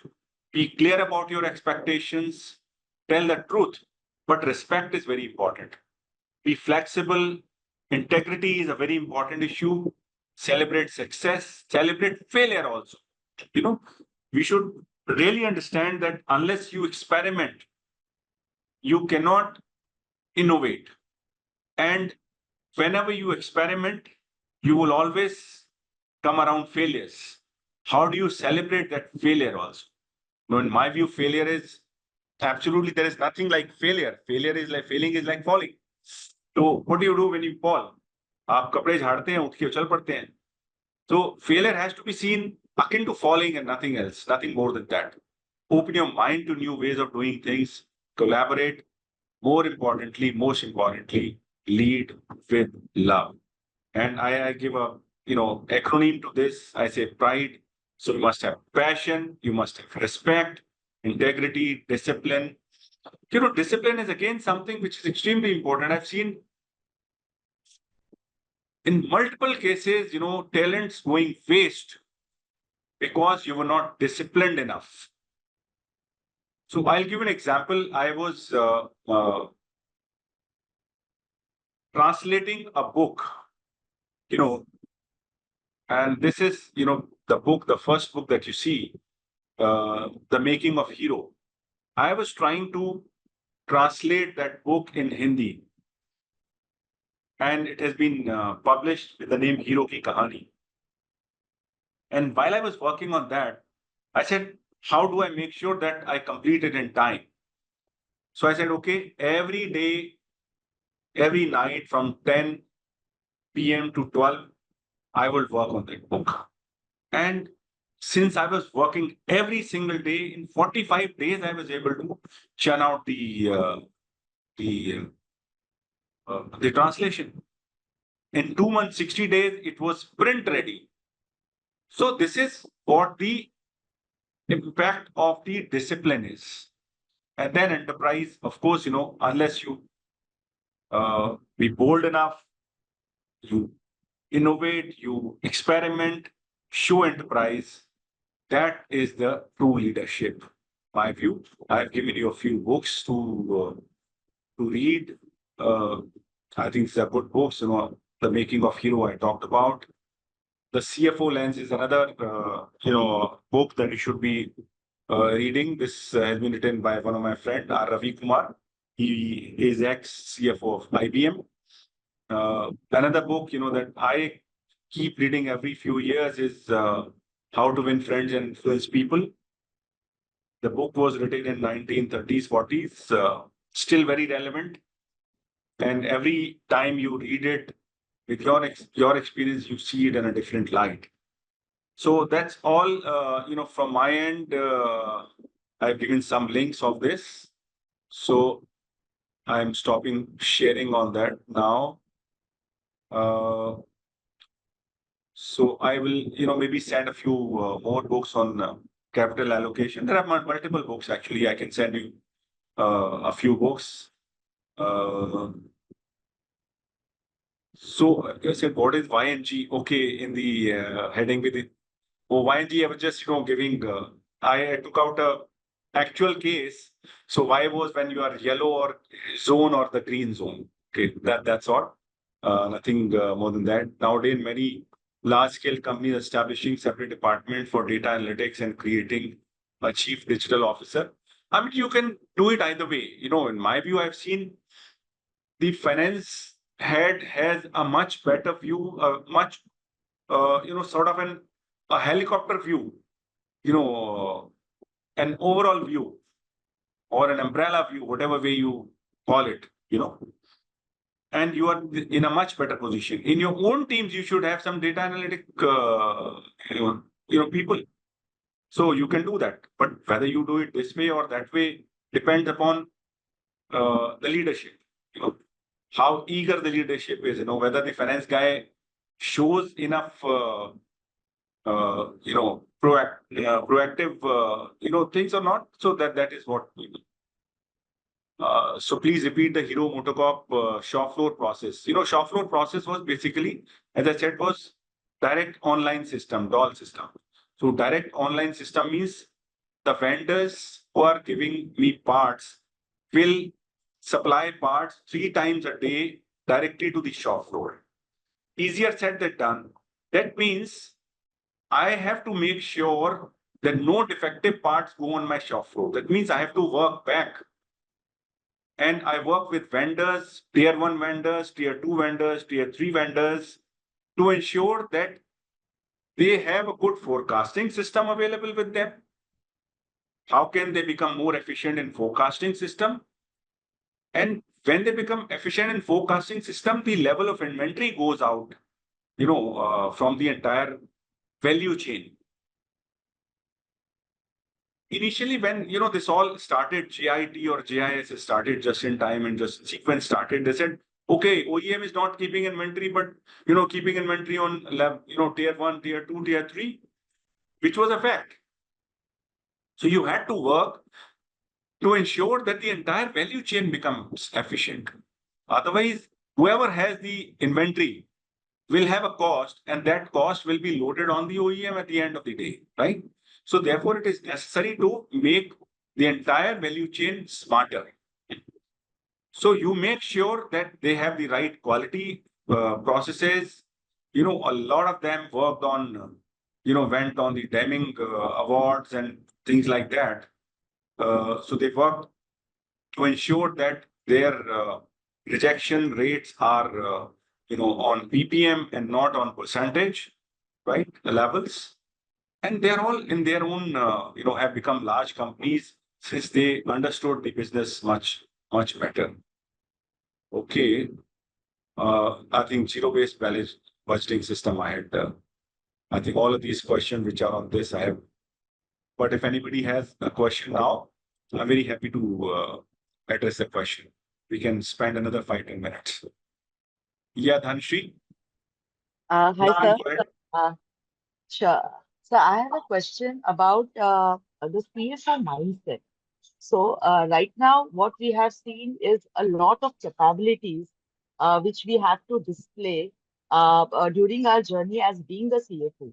But when most of us in this room today are people who are aspiring to be a CFO, we might not have all those expertise as of now, like IT. I'm not at all IT savvy. So does it mean that I should wait till I gain all that expertise and then pitch for this role?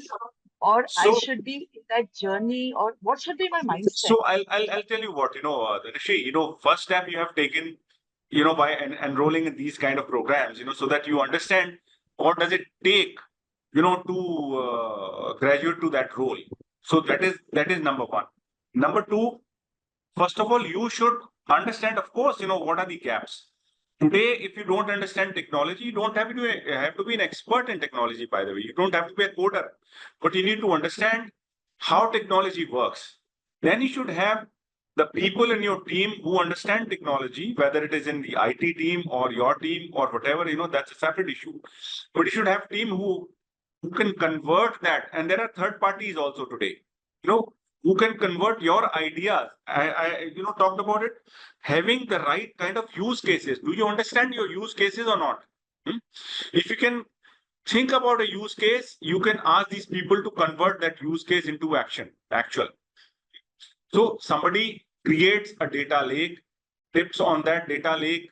Everybody dips on the same data lake so that, there is single source of truth, as we said. And how do you want to slice and dice that data to create an insight? That is the real skill, in my view, you have to develop. You just have to understand what can technology do for you. It doesn't mean that you have to really be a coder to use that technology yourself. And technology is one. There are other aspects. I talked about soft skills, negotiation skills, how you deal with people. Today, it's very important. You do a change management. I said there are 3 things which are fundamental to change management. And I've said that on many platforms. I speak on many platforms and, with a lot of CXOs. And I said there are 3 things which are most important for change management. Number 1, people. Number 2, people. Number 3, people. So if you can learn to deal with people, you can absolutely. So if you want to go to any C position, CXO position, it is very important for you to understand and learn how do you deal with people. I said that, EQ is more important than IQ. Emotional quotient is more important than intelligence quotient. So I think that is something that we need to understand. And it's a journey, of course. And you find that, you would never be 100% ready for any role. Even after 35 years of being in that role, do I say that I walk in any other role and I'm 100% ready? No, I'm not. Even today, I will not be. Even if you feel that you're not 70% ready for that role, aspire for that role. If you come across within the organization, outside the organization, you can find a role, go for that role. Show that confidence. Be bold. Be smart. Without being bold, you can't achieve it. इस दुनिया में जब तक किसी ने दम नहीं दिखाया, कुछ हासिल नहीं हुआ. Be bold. Vivekanand said that, if it's only youngsters or young people who can be bold, with the age, that boldness quotient goes down because you have a lot of, you start looking at your responsibilities as your liabilities, and you get weighed by them, and that your strength to take those bolder decisions goes down. I say bullshit. You can be at any point in time, you can be bold. It's a question of your mindset. But start being bold. Start taking those calls. If there is a CFO role available and you feel you are 70% ready, go for it. You will never be 100% ready. And you will grow in that role. What is the problem? कई बार वो the Punjabi trait, कि देखा जाएगा, कर लेंगे. It works. It works, of course. Neeraj, you have a question? Thank you Sir. so much, sir. Extremely encouraging reply. And thank you. It will help me. Thank you. Yes, Neeraj. Yeah, sir, at times while doing the automation, there is always a risk that the process may not work as intended and sometimes may bring undesired results. I just give you an example. Like in our organization, I automated all the lease payments. There is a number of lease payments, and by first or fifth, every payments will go. But and this is an automatic kind of process which was working. But suddenly we early terminate one lease, and then after a while we found that still the payment is going on to that the landlord. So then we decided, no, we should have some kind of control over this. So, no, basically, I have seen such things even in a manual process. So it is only the question that the entire process has not been fully put on paper. So you could not see certain eventualities and you could not build it into the process. That probably, before any lease payment out, there should be some kind of a check or a checklist, internally automated checklist that, whether it is still alive or not. Somebody, while making a program, forgot it. It's only that, nothing else. It's not the question of technology. And I've seen, even in manual cases, in some cases I found some years ago that a person resigned and the salary went next month. Exactly this lease case, lease expired and the payment went. This can happen in any, so it's the question of completeness of your analysis and nothing beyond that. And because of this reason, you should not, neither you should put a blame on technology, nor you should feel shy of, going for it. Just make correction and move ahead. और देखो, जिंदगी में नमक मिर्च नहीं होगा खाने में तो मजा नहीं आएगा. ये गलतियां होंगी. Without that, you cannot innovate. Otherwise, आप डरते ही रहेंगे. So please go ahead. There would be mistakes. I can understand that. Right? Thank you, sir. Thank you. Okay, I don't see any other questions. So Thank you very much. I think we had a wonderful time. I would only suggest one thing: if you can all open your cameras, and we can take a couple of pictures. I think it'll be good if the Imarticus person is there. Chaya, can you take a few pictures and send me? Sure, sir, I'll do that. Sure. Yes. Thank you so much, sir, for the Right. insightful session. It was a very good interactive session, sir. Thank you so much. I would request the participants to please switch on the camera so I can click the picture.